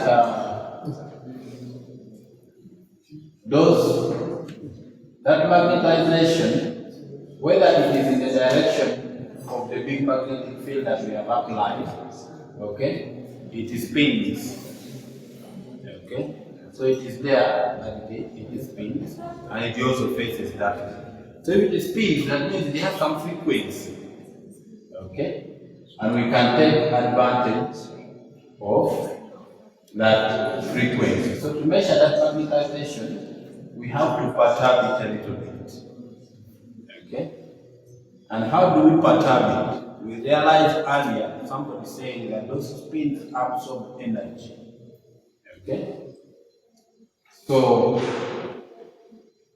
what do we need to perturb the magnetic field? That is where the radio frequency magnetic field now comes in. So when you go to the lab, you will see this guy, which will give us the big magnetic field B naught. Okay? But you will also see another coil, which looks like this. So this also generates a magnetic field, but it generates a magnetic field at a certain frequency. Okay? So that means instead of me connecting the battery here, okay, I will now connect an AC power supply, okay, that will supply me current on and off. Okay, so that means the magnetic field also comes and goes, just the way you supply the current. Okay, so the big magnetic field will set up our frequency of the spin. Okay, so if I also supply this at that same frequency, then those atoms will now absorb that energy, okay? And they will start facing in the direction of this magnetic field, okay? So, if this is the guy giving me the B naught, okay? And I have another coil, and you see how it runs, okay? It is not like that. So if I put this one in here, this one will be generating a magnetic field in this direction, across, not in that direction. Okay? So now I already have two magnetic fields here. Okay? One in this direction, another one in this direction. But while this one is static, it's always there. This one has a certain frequency. And that frequency, I'm the one who sets it. Okay? So it comes and goes at very high frequency. So these guys now start absorbing the energy coming from this little coil, because it is coming at the frequency with which they are rotating, isn't it?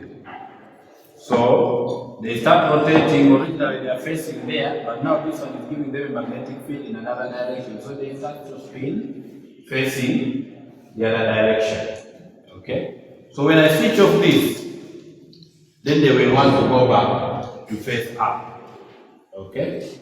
So as they go back to phase up, they release the energy that they had absorbed.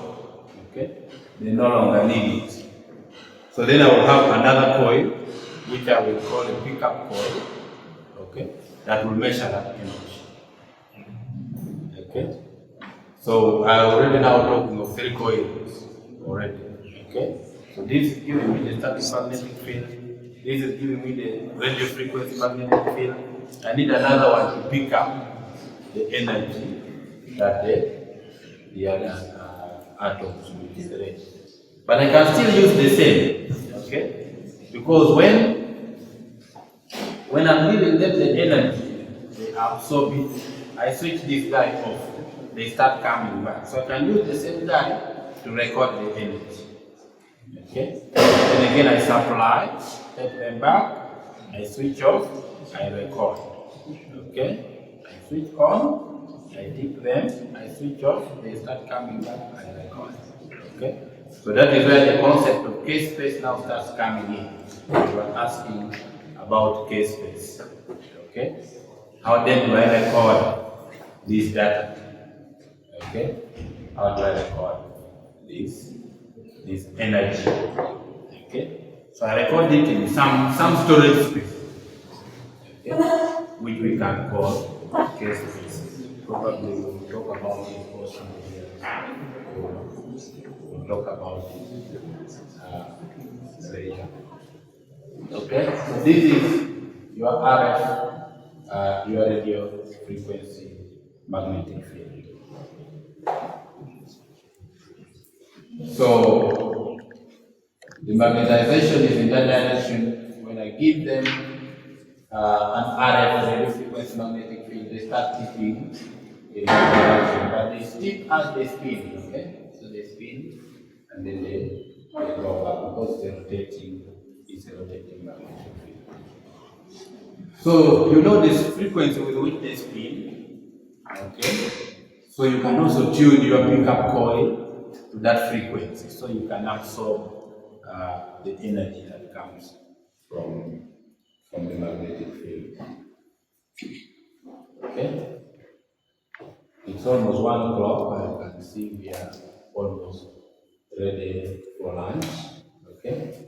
So the RF magnetic field is used to manipulate those atoms, and the applied RF waves can be transmitted into the subject to perturb the nuclei, and the perturbed nuclei will generate a radio frequency signal back, okay, which is at the same frequency, and this can be detected by the coming object. So again, those of you who are doing electrical, if I have my coil like this, and I put it in a changing magnetic field, I will measure the voltage at this terminal. Okay? That changing magnetic field will generate, okay, a voltage in this coil, and I can pick up the signal. Okay? So if I have a very sensitive meter, okay, I'll be able to pick up some good signal. If you come with a multimeter, you probably want to measure anything at all. Okay? You probably measure 0. Okay? But the magnetic field is there. Okay?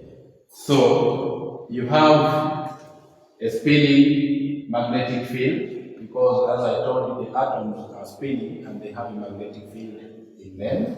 Okay? So that magnetic field then spins around. So if I have a coil that I can put in that magnetic field, I'll be able to generate to get some voltage. But that voltage also will be oscillating at a certain frequency.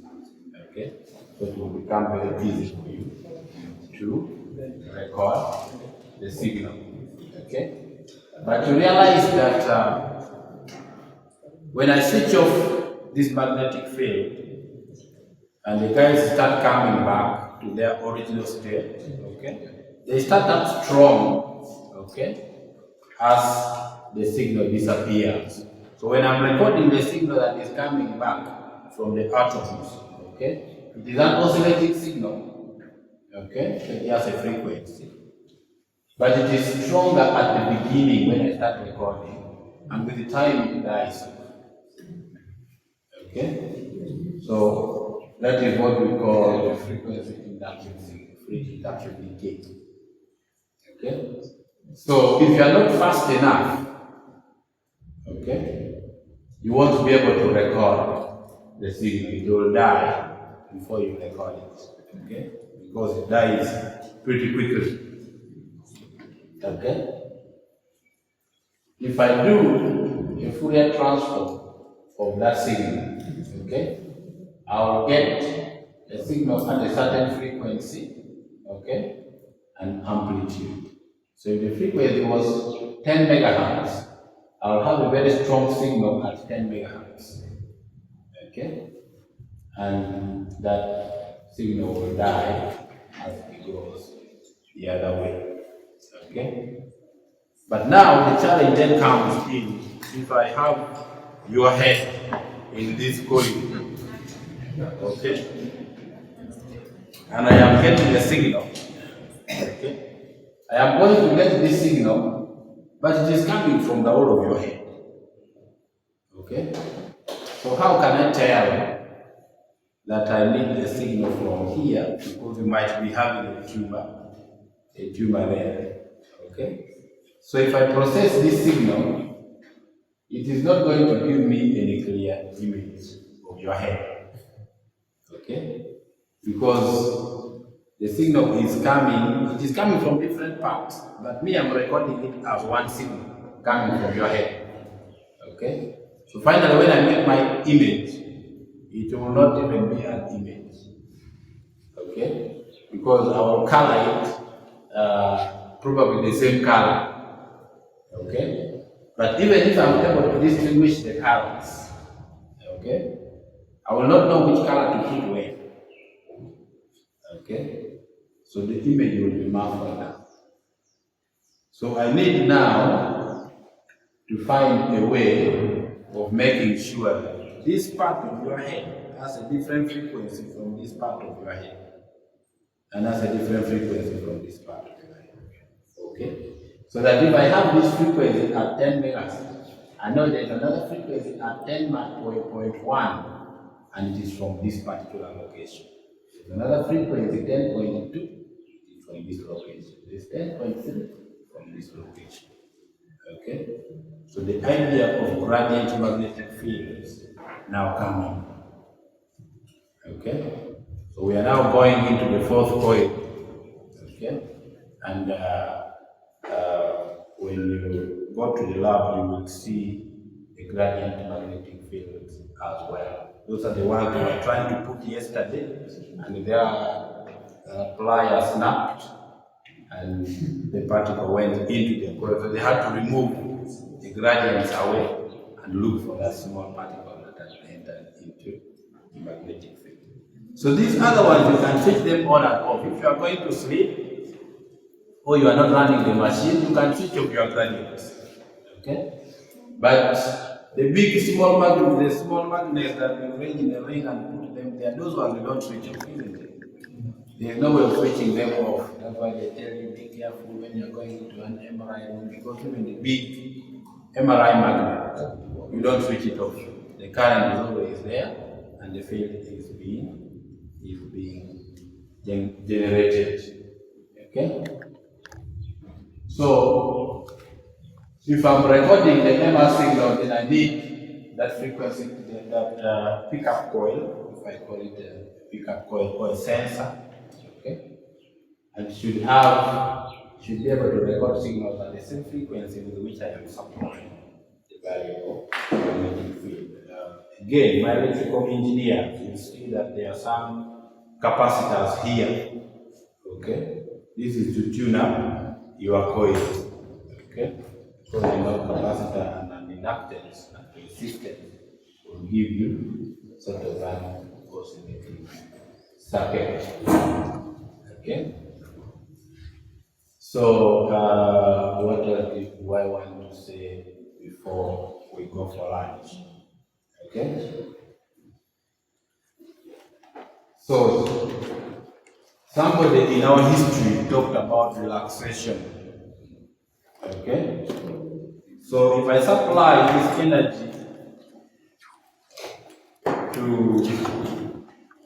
your head, okay, there are some parts that are going to absorb the energy faster and some parts that are going to absorb it slower. Okay? And they also release the energy at different times. Okay? So, maybe let's talk of brain matter and CSF. Okay? The fluid that surrounds the brain. Okay? That might release the signal much faster. If I switch off this and they are going back to their original state, okay, it goes back quickly. Okay? Brain matter might go very slowly. So if I say I'm going to record after 5 milliseconds, so at 5 milliseconds I'll get a different signal from brain matter compared to the signal I get from CSF. Okay? But if I wait long enough, because in the long run all of them will have to rest. So if I wait long enough, the signal will disappear. Okay? If I start too early, they will have the same signal because I have just switched off this one. And they are now starting to go back. So they start at the same time. Okay? But there is different levels. So those are the relaxation. So there is a time it takes for the signal to grow, there is a time it takes for the signal to die.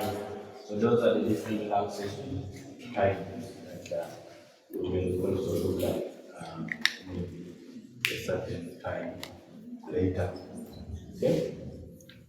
So this is the time for your signal to grow. Okay? And we can call it the relaxation time. Okay? And there is a time for the signal to die off, for instance.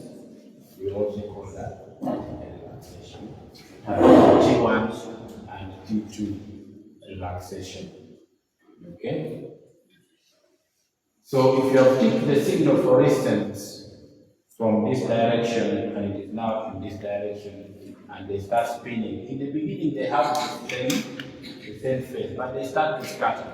Okay, because we are all running at different speeds, so we start scattering. So if you start resolving those signals, you get a very different signal from this point. The signal is stronger. As you go on, the signal keeps dying off. Okay, so whatever you record from your coil goes on and it dies off. So this is the spreading that we are talking about. The relaxation T2, T1 decade and whatever things will do that we'll talk about next time. What do you think it is a good time for lunch now? I think so. Yes. I think we can first have one. Thank you very much.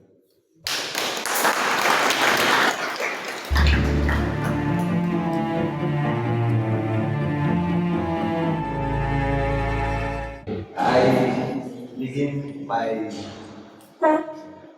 my actual journey to science began when I started my master's in child health in the department.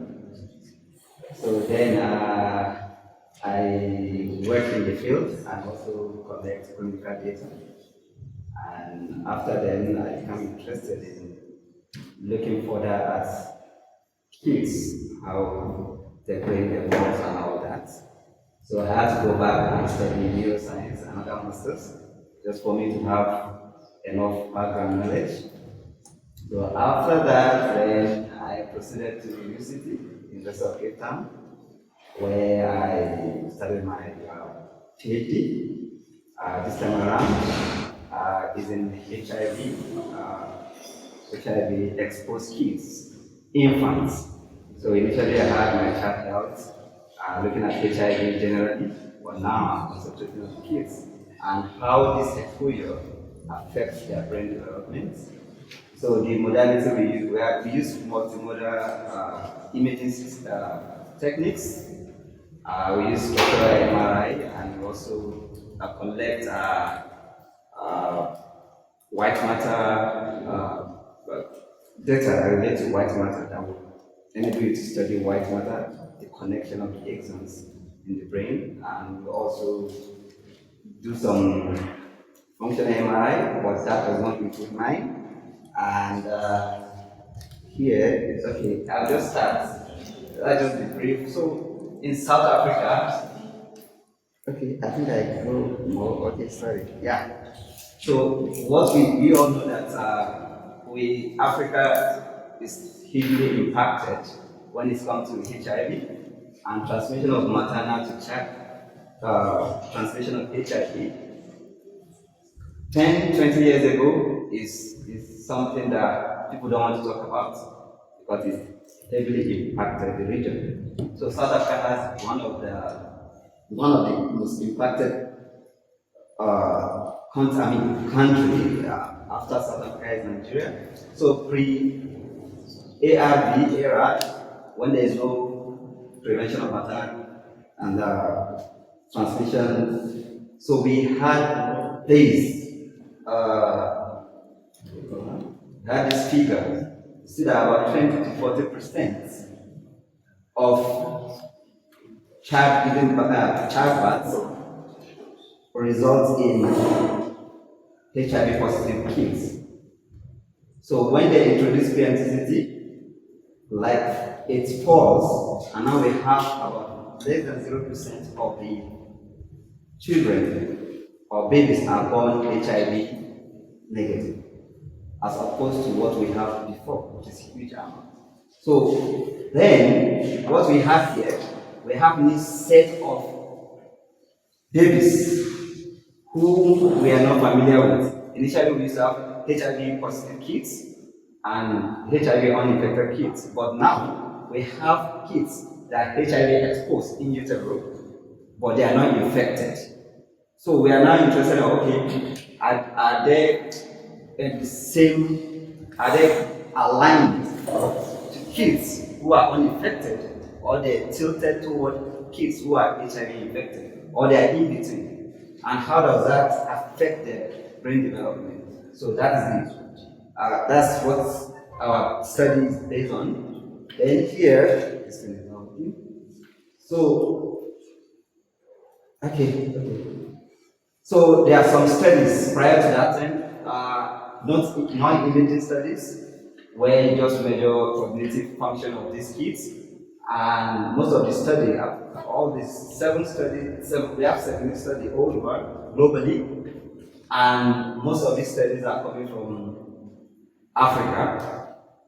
So, and what they report is that globally, you have, when you are HIV exposed, uninfected, you are still not safe. Because you have cognitive decline, you have especially expressive and receptive languages, which is common to African child. So that is what we have there. And we look at imaging studies. Studies that look at brain directly using MRI or other imaging modalities. We only have a few of them, and interestingly, about 80% of those studies are coming from South Africa, and only one from the USA. And we see that here the modality they use, we have magnetic resonance spectroscopy. This measures the brain metabolites, hydrogen-containing brain metabolites. So, and we have so many chemicals that are in this area, and this is creatine and choline ratio.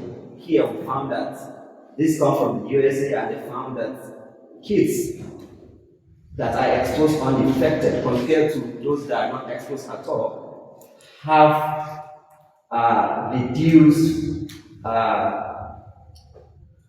this chemical, choline creatine ratio, and N-acetyl aspartate creatine ratio, which is very important in cellular integrity.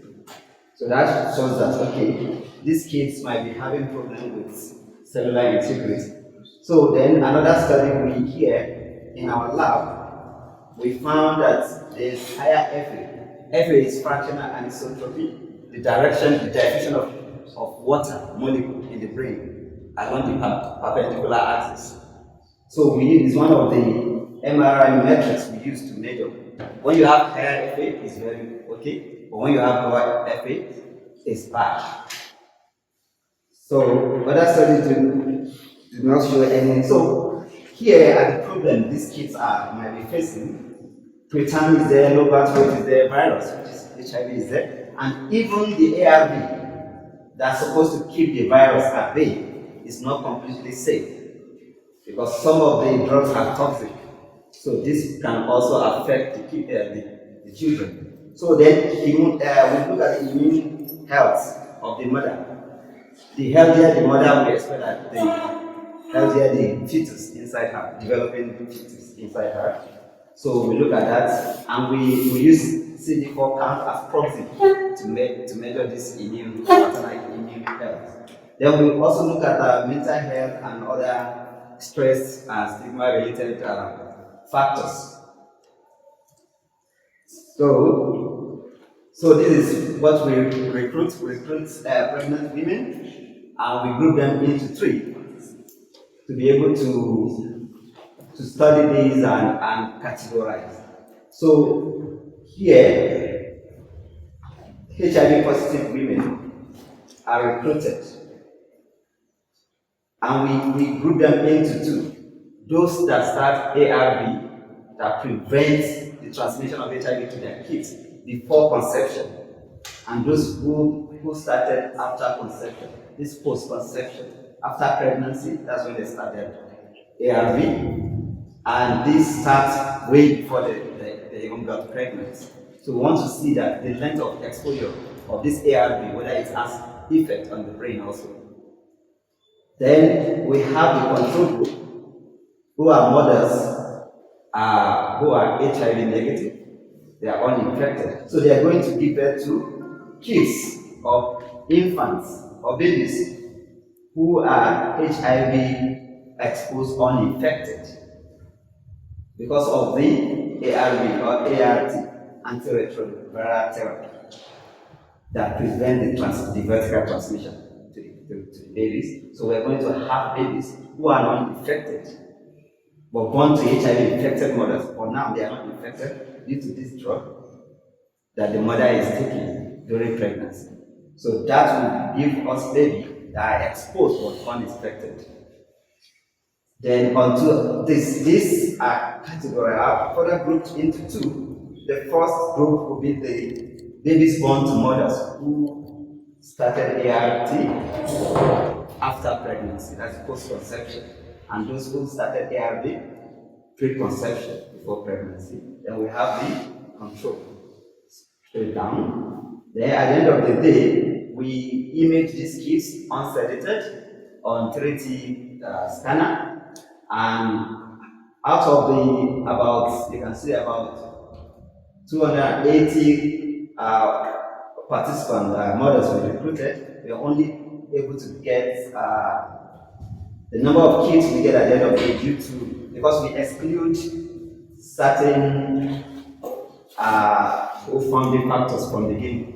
If they are preterm, if they have any neurological problem or any congenital anomaly, we exclude you from here. Eventually, we have these numbers.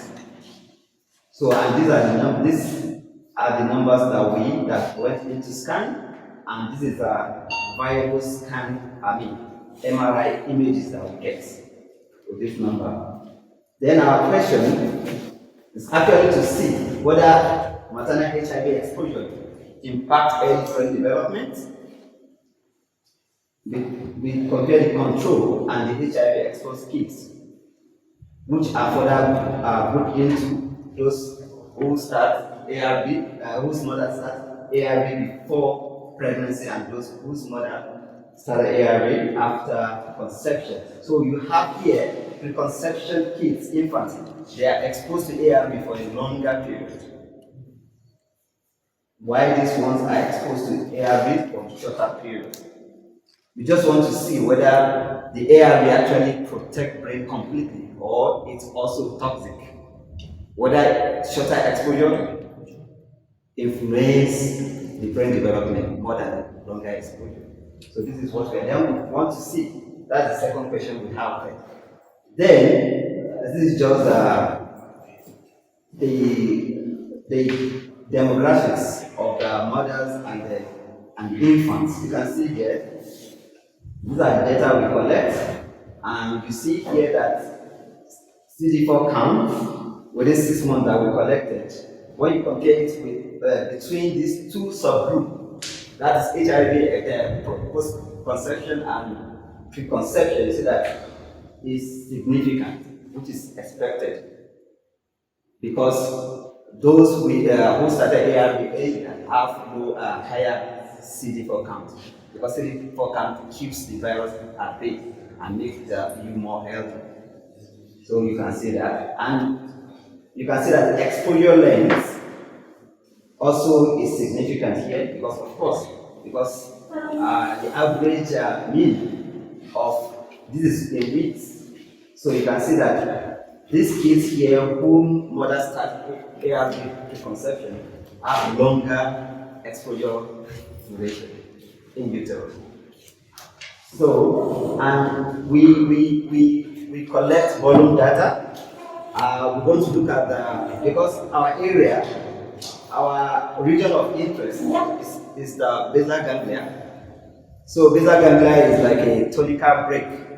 For example, if you don't want to drive a car without brake, you know what will happen. And you don't want to drive a car with the handbrake on, there will be sluggish movement, right? So that's what basal ganglia does in the brain. They are the live brake. When you think that you want to move, then the excitation is sent to basal ganglia first, from the cortex, from the brain, from the region of the brain, send it to this region, which is basal ganglia region. Then they refine the movement so that you don't have exaggerated or sluggish movement. That is what they do. In addition to that, they are also connected to limbic system, which also help in executive functions.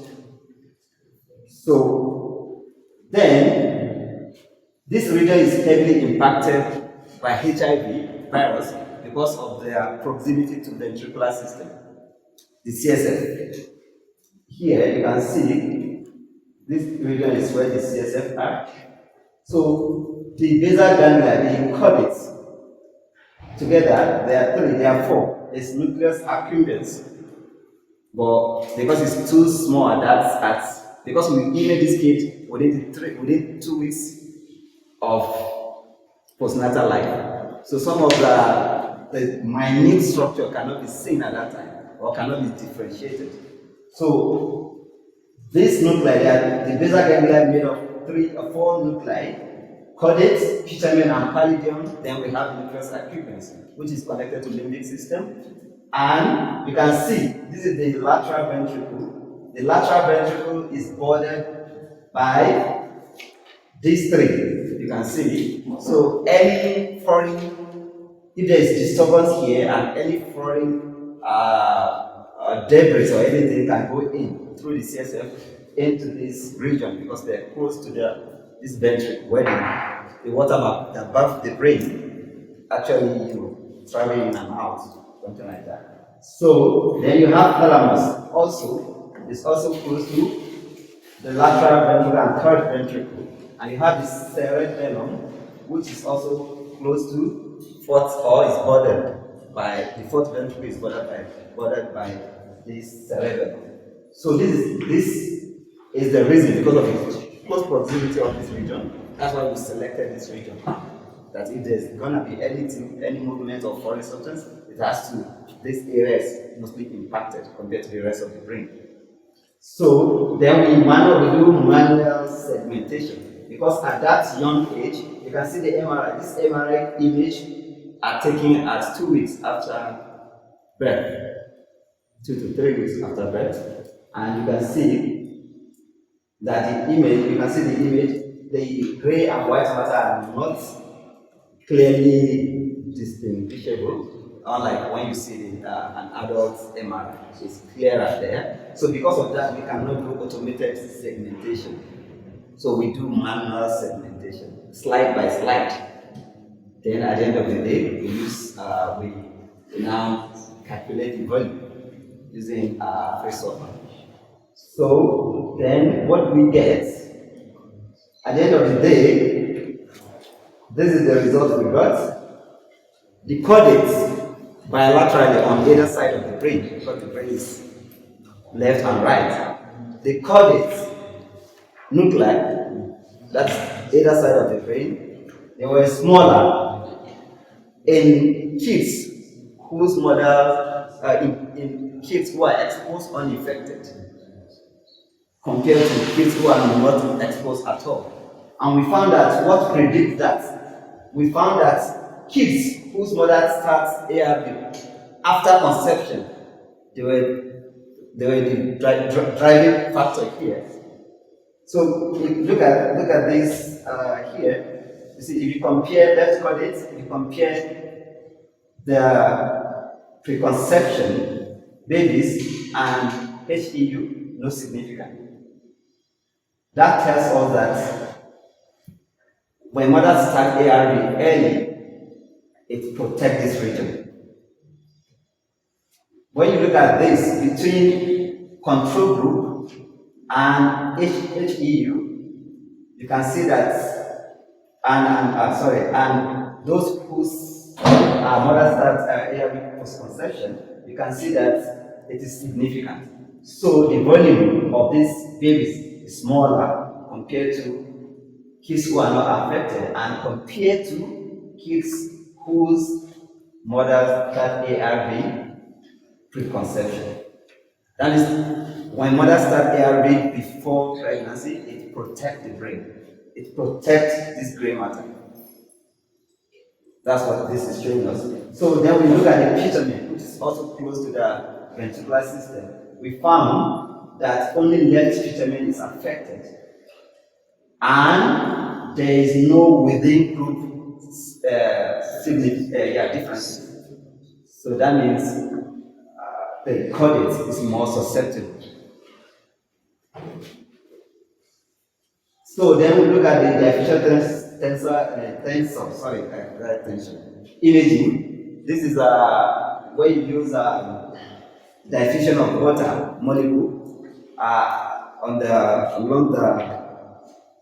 the axonal parallel to axons, because the axons, they're the wires that connect the gray matter to gray matter in the brain. And white matter, they carry impulses, information to the various regions of the brain. What we did here, within this our gray matter, we now connect, we do connectome, we do white matter, we call it tractography, we connect the tracts within our region of interest to see that, okay, the information within this region, the white matter connection, is it affected by exposure to HIV or ARV? Just as we asked with the gray matter. So this is white matter connection. So at the end of the day, we found, so you can see now here, the number of kids that made this reduced because of some of the image are not compatible with DTI. So we have to exclude them. Some of them are not aligning perfectly, and some of them don't have the minimum 15 slides that we usually use. So we have to exclude them, and at the end of the day, we arrive at these numbers. And when we compare them, these are the DTI metrics we measure.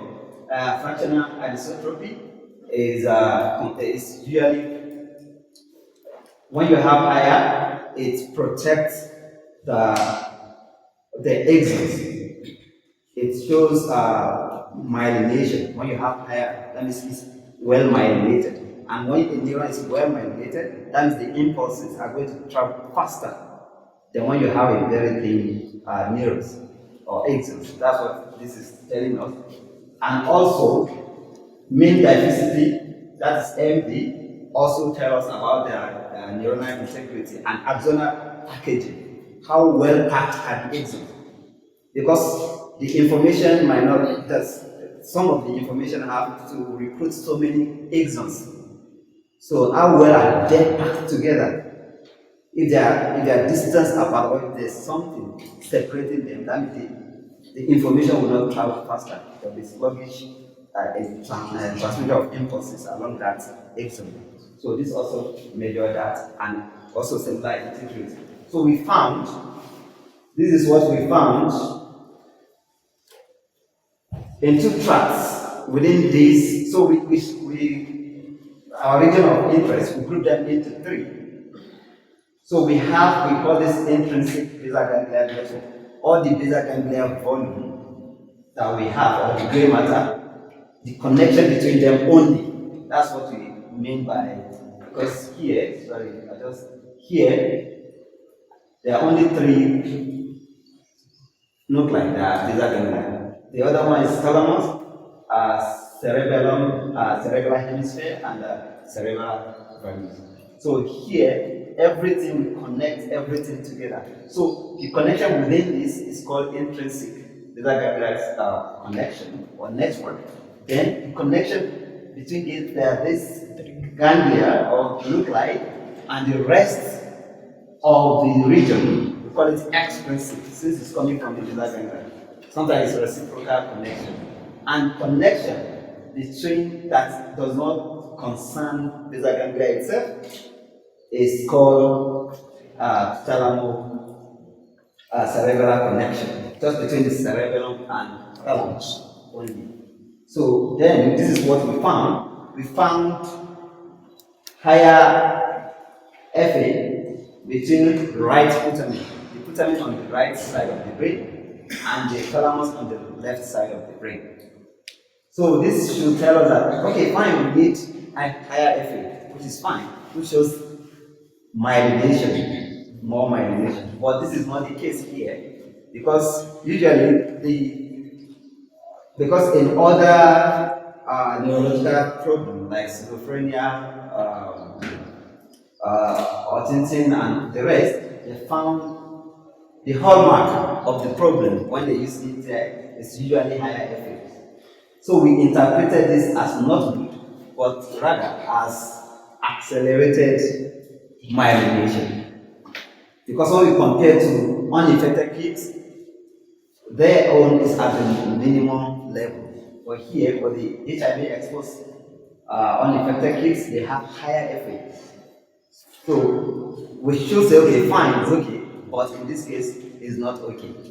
It's higher FA, a good thing. Is a good thing, but it's age specific also. So if it's too high in someone that is not of age, maybe normally for a normal baby now that is uninfected, if you're supposed to see 5, It's higher. If it's higher, then it's fine. But in an individual who is being exposed to toxin or something, and you have higher FA compared to the gold standard, I mean the control, you should know that okay, this is a problem. This points at something. So, and we interpreted it as an accelerated myelination. The myelination is faster than usual. Yeah, excessive. So it's faster than usual because in other neurological problems like schizophrenia and others, the hallmark is higher FA. So with That's the functional anisotropy. yeah, functional anisotropy. Yeah, FA. So MD usually lower MD is good because it shows how densely these axons are packed together. But here we found higher MD, which is straightforward to interpret. You don't have to. Yeah. So it's because we want lower MD, but here is higher MD. So we only found out of 32 tracks that would connect because you see the connections of the tracks like that. So there are 32 in number. Only 2 tracks we found these changes.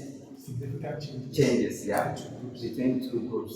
But this, when we look at within the HIV exposed, there were no significant. That shows that ARV here did not affect, has no effect on white matter. The duration of ART in utero has no association with white matter. Unlike in gray matter, that we had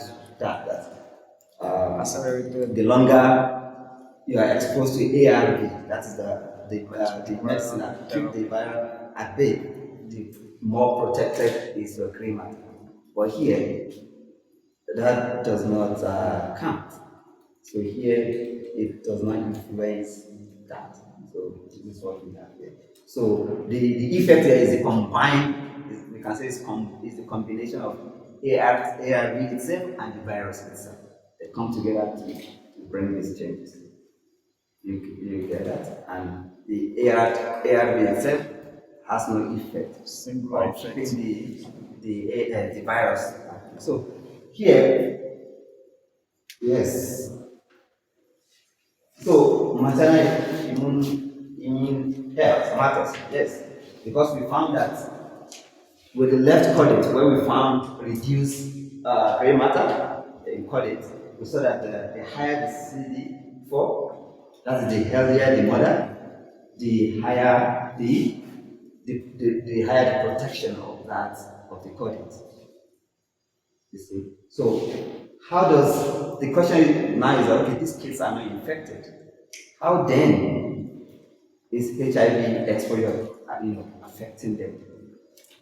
So usually, because when you have at the level of placenta, so usually the virus, what ARV does is to prevent the crossing of this virus into the maternal, into the infant side of the placenta. So at the maternal infant interface, so there must be a level of protection, and that is the essence of this kid being negative after they were born. So the drug keep this interface very safe. So now what happened? Pregnancy is on its own lowers the immune system, because it does has to happen for the baby to survive, because they're foreign organisms. So the immune level of the mother must come down to accommodate the baby. That is one. And another problem now,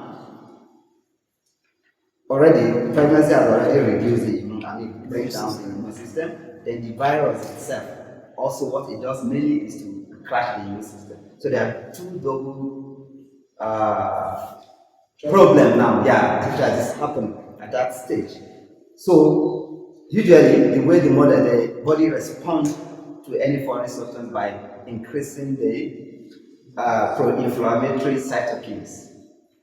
So there's this I don't want to bore you with that. There's some chemicals, there are cytokines, pro-inflammation. So because there's double problem now. There's aggravated level of these cytokines. So that can irritate the maternal decidual interface, that is maternal and infant interface at level of placenta, can irritate that region, and that can trigger the placenta, the side of the fetal placenta now, the other side of the placenta, to start the infant, the neonate, the fetus will now start releasing its own pro-inflammatory cytokines. Okay.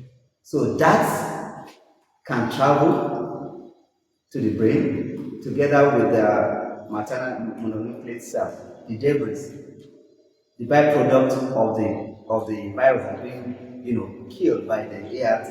All of them make their way and permeate the blood-brain barrier, and goes into the fetal brain through the CSF. You can see that is why this region of the brain is severely affected, because it's closer. The CSF is around this region. So that is the mechanism of action that lead to brain alteration in this set of infants. This permission that you mentioned, is that what is responsible for the accelerated FA or Amylation. So now, because of we can proceed that because of the debris, that the byproduct is the one lining the exon, not actual myelin sheets that's supposed to have it. okay, they are taking the place of the myelin sheath. Yes. So it could be that it affects the myelin sheath. So now, for example, when you have this paper to wrap, this pen like this, because that's what myelin does to the. So this is the axon. So then there's this myelin sheet that will wrap it. So let's take, for example, you put this in a very dirty, maybe Soil. or something. Something is coated on this. So when you wind it around this, it will appear bigger Than usual. than usual. You'll be thinking it's only the myelin that's been wrapped, but not knowing that there's other debris and all that have infiltrated this and wrapped. So you see that it's thicker, it's bigger. That may point to what we see. That it's not actually the myelin that actually wraps, only that wraps around the axon that make it FA look higher, but because of the debris and other pro-inflammatory cytokines that goes in. So more like a false positive increased FA. The FA is not true then. Yeah, that's why we say it's accelerated FA myelination. Instead of us to say, okay, now if we check it the way it is, then we are saying that the HIV exposed kids are healthier than unexposed. That's what I say. It's false positive. Yeah, something like that. So what does all this mean? So this is a small window into the neonatal brain, because if we look at it, so we need much more brain analysis, and possibly in my lab they are trying to develop a biosignature to know that when you see this, you know actually what is happening to the baby's brain. So then this different problem, this minute structural changes that we observed within this small window, is it a problem? So does it inform about infant intelligence, behavior, and neurodevelopment? That's what we want to see. So is it, okay, we found reduced gray matter volume in the brain, and we also find alteration in white matter connection in some region. So is it a problem? Is it something we can just forget about, or is something we have to look inward and see how it affects these kids in later life? So what we do is we now conduct neuropsychological testing. Our aim is to see if this mindless changes predicts cognitive outcome in later infancy. So we use Griffith mental developmental scale, and this is what it measures: locomotion. This is cognitive measurements. It includes neurodevelopment, cognition, and also behavior. So if you go through this, you see what exactly these scales attempt to measure. So we have locomotion, both crude and fine motor activity. You can see standing, pulling, and all that. Then we have personal social. This is now behavior. So if you read through this, you see that smiling, all that. So we want to see whether these changes in the brain affect all these things. Then with language also. Before previously, we know that language exposure to HIV had been considered to affect expressive and receptive language in non-imaging studies, independent studies that people do. I showed that slide earlier. So the precision and everything. So we do this. Yes. Does neuroplasticity contribute to future cognitive strength? Yeah, plasticity. Yes, because for example, the tasks that you are used to, after some time you don't need myelination for it again. The myelin will shed away and be directed to other areas that need myelination. That is mastery.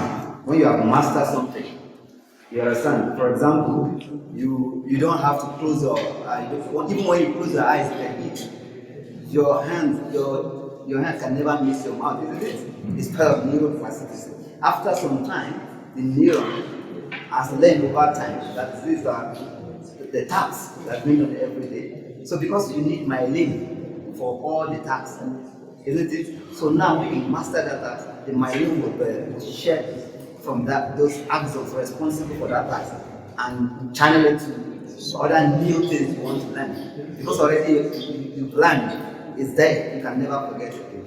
So that's the idea of neuroplasticity. So, does it vary from individual to individual? Yeah, it varies because genetics makeup, your genetic makeup may affect it. Your level of intelligence also may affect it. And some of these things are inborn. Some of them. Some people are just naturally talented in certain tasks. You cannot beat them. With less effort, they do it, and you work all through the night, but still you cannot beat them. So that we can say is inherited. It's there, it's the gene that controls that. How many do you say? But definitely there will be, or there will be a normative curve that you fall within this way, you're fine. You fall out, there are outliers, and there may be problem, or you are excessively intelligent, or on the other side of the curve. So there must be a curve in between which is acceptable that you fall. Some people that produces more myelin sheath, maybe genetically, might get to learn things faster than others. It depends. Depend on the task. Some tasks doesn't require much imagination. You understand? Maybe a simple task, and the task that is common to everyone. You understand? So, but I don't have much. I don't have much knowledge about that. So I don't have any strong opinion. Yes. In addition, from our colleague, in addition to neuroplasticity, I think it's more of the brain is capable to interpret Yeah. whatever information is coming to it, regardless where it's coming from. Mm-hmm. I mean, you may not need an eye to see, as long as you can connect the information and feed it to the brain through any organ, any sensory organ. I've actually seen people have developed devices that can enable someone to see through the skin. To say through the Yeah, skin. to hear through the skin.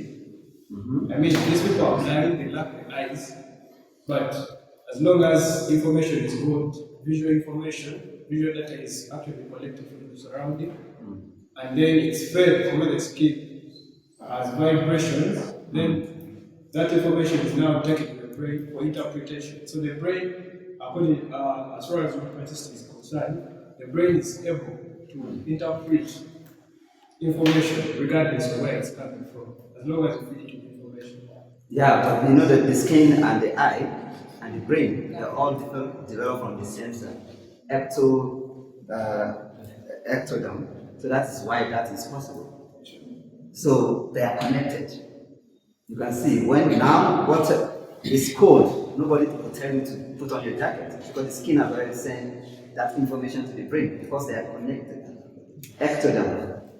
Through ectoderm. So they are connected. You got the eye, cornea, and what you see. So that is the connection. No part of the brain work in unison. It has to be. There's a different part of the brain come together to perform a task. That is why there is always compensatory mechanism. One part of the brain is damaged, other part can compensate. Although neurons do not regenerate. Once the neuron dies, it dies completely. Just like the heart cells. There are two cells in the body that cannot regenerate. Once they die, they die. The heart cells and the brain cells. You understand? So that is part of it because the skin, the skin and the eye and the brain, the cells, same cells. They are all sense So they organs. have the same embryologically, they develop from the same primordial. That's the same origin. So you can see the connection. So when you start feeling kids, you remove your shirt or jacket, throw it away because nobody tells you. The skin has already detected and sent the information to the brain. There's a whole lot of complex things that we will be able to talk about here.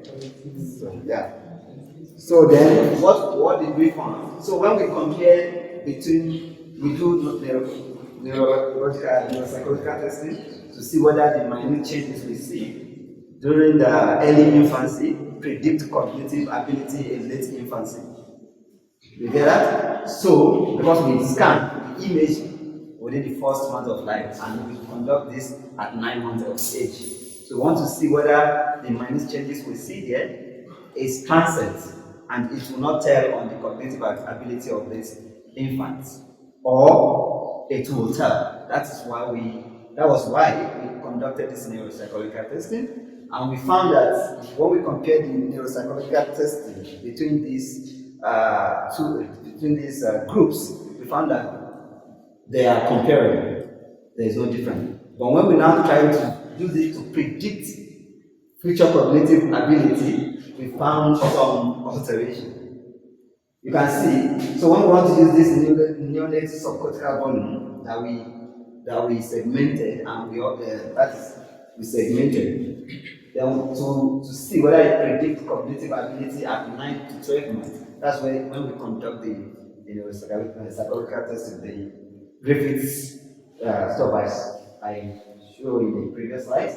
So we found that among the uninfected infants, so there is this paradigm. You remember one of the beta ganglia nuclei predict neuropsychological testing across all domains. We have 6 domains, so it predicts them because we model this, and when we run the statistical analysis, we found that there is association. And also, what is strange is that the HIV exposed unaffected, that's our cases, there was loss of connection. They do not predict what these healthy or typically developing babies predict. That shows there's a problem somewhere. Either they recruit another gray matter to do that, or they've lost that connection completely due to HIV or ARV. That we don't know, but we know that there's a lack of connection, there's loss of connection between the gray matter and the neuropsychological outcome. That is what we found in the volume. So we now take the DTI indices matrix to see the FA and the rest, to see whether they predict future cognitive ability. And the same thing, so that it's only in healthy control that certain white matter predicts neuropsychological testing at 9 to 12 months. And the association is lost in HEU infants. You can see so now we know that when you compare their neuropsychological outcome, only they are comparable. There's no problem, no different. They perform the same. But when you now try to do an association testing between what you found earlier in early infancy to what you expect here, you see that in uninfected exposed kids, which is our cases, there's loss of that connection. So there's nothing to show that they predict certain cognitive ability, unlike their counterparts, uninfected counterparts. So that means that we say that maybe they recruit other pathway to do that same task, different from what the control group recruited.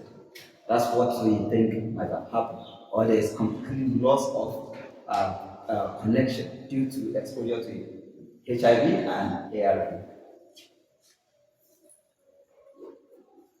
So we conclude by saying duration and maternal immune health influence fetal brain development, as we saw earlier in the results.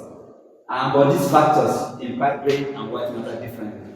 With the gray matter, we see that the HIV, the shorter duration of exposure to ARV is the problem here, because when the mother starts ARV before conception, it protects this area. But for mothers who start after conception, their kids and babies are not protected. But for white matter, it's the combination of exposure to ARV and HIV that impacts the brain. That's what we're trying to to spell out here. Then we also, so then talk about that. So you can see we have few localized brain alteration. So, but there is no connection. But other white matter that we do actually predict some of these cognitive cognitive ability in later infancy. So the two tracks where we found differences in white matter, the two tracks. When we compare with both groups, we found nothing else. There is no program. That means that alteration is not enough to cause any neurological disruption or impairment. But when you now say, okay, let's do prediction, whether other white matter will predict how you behave in the future. We saw that in the typically developing kids that is controlled. But we lost that in the HEU infants. So, thank you. I think that's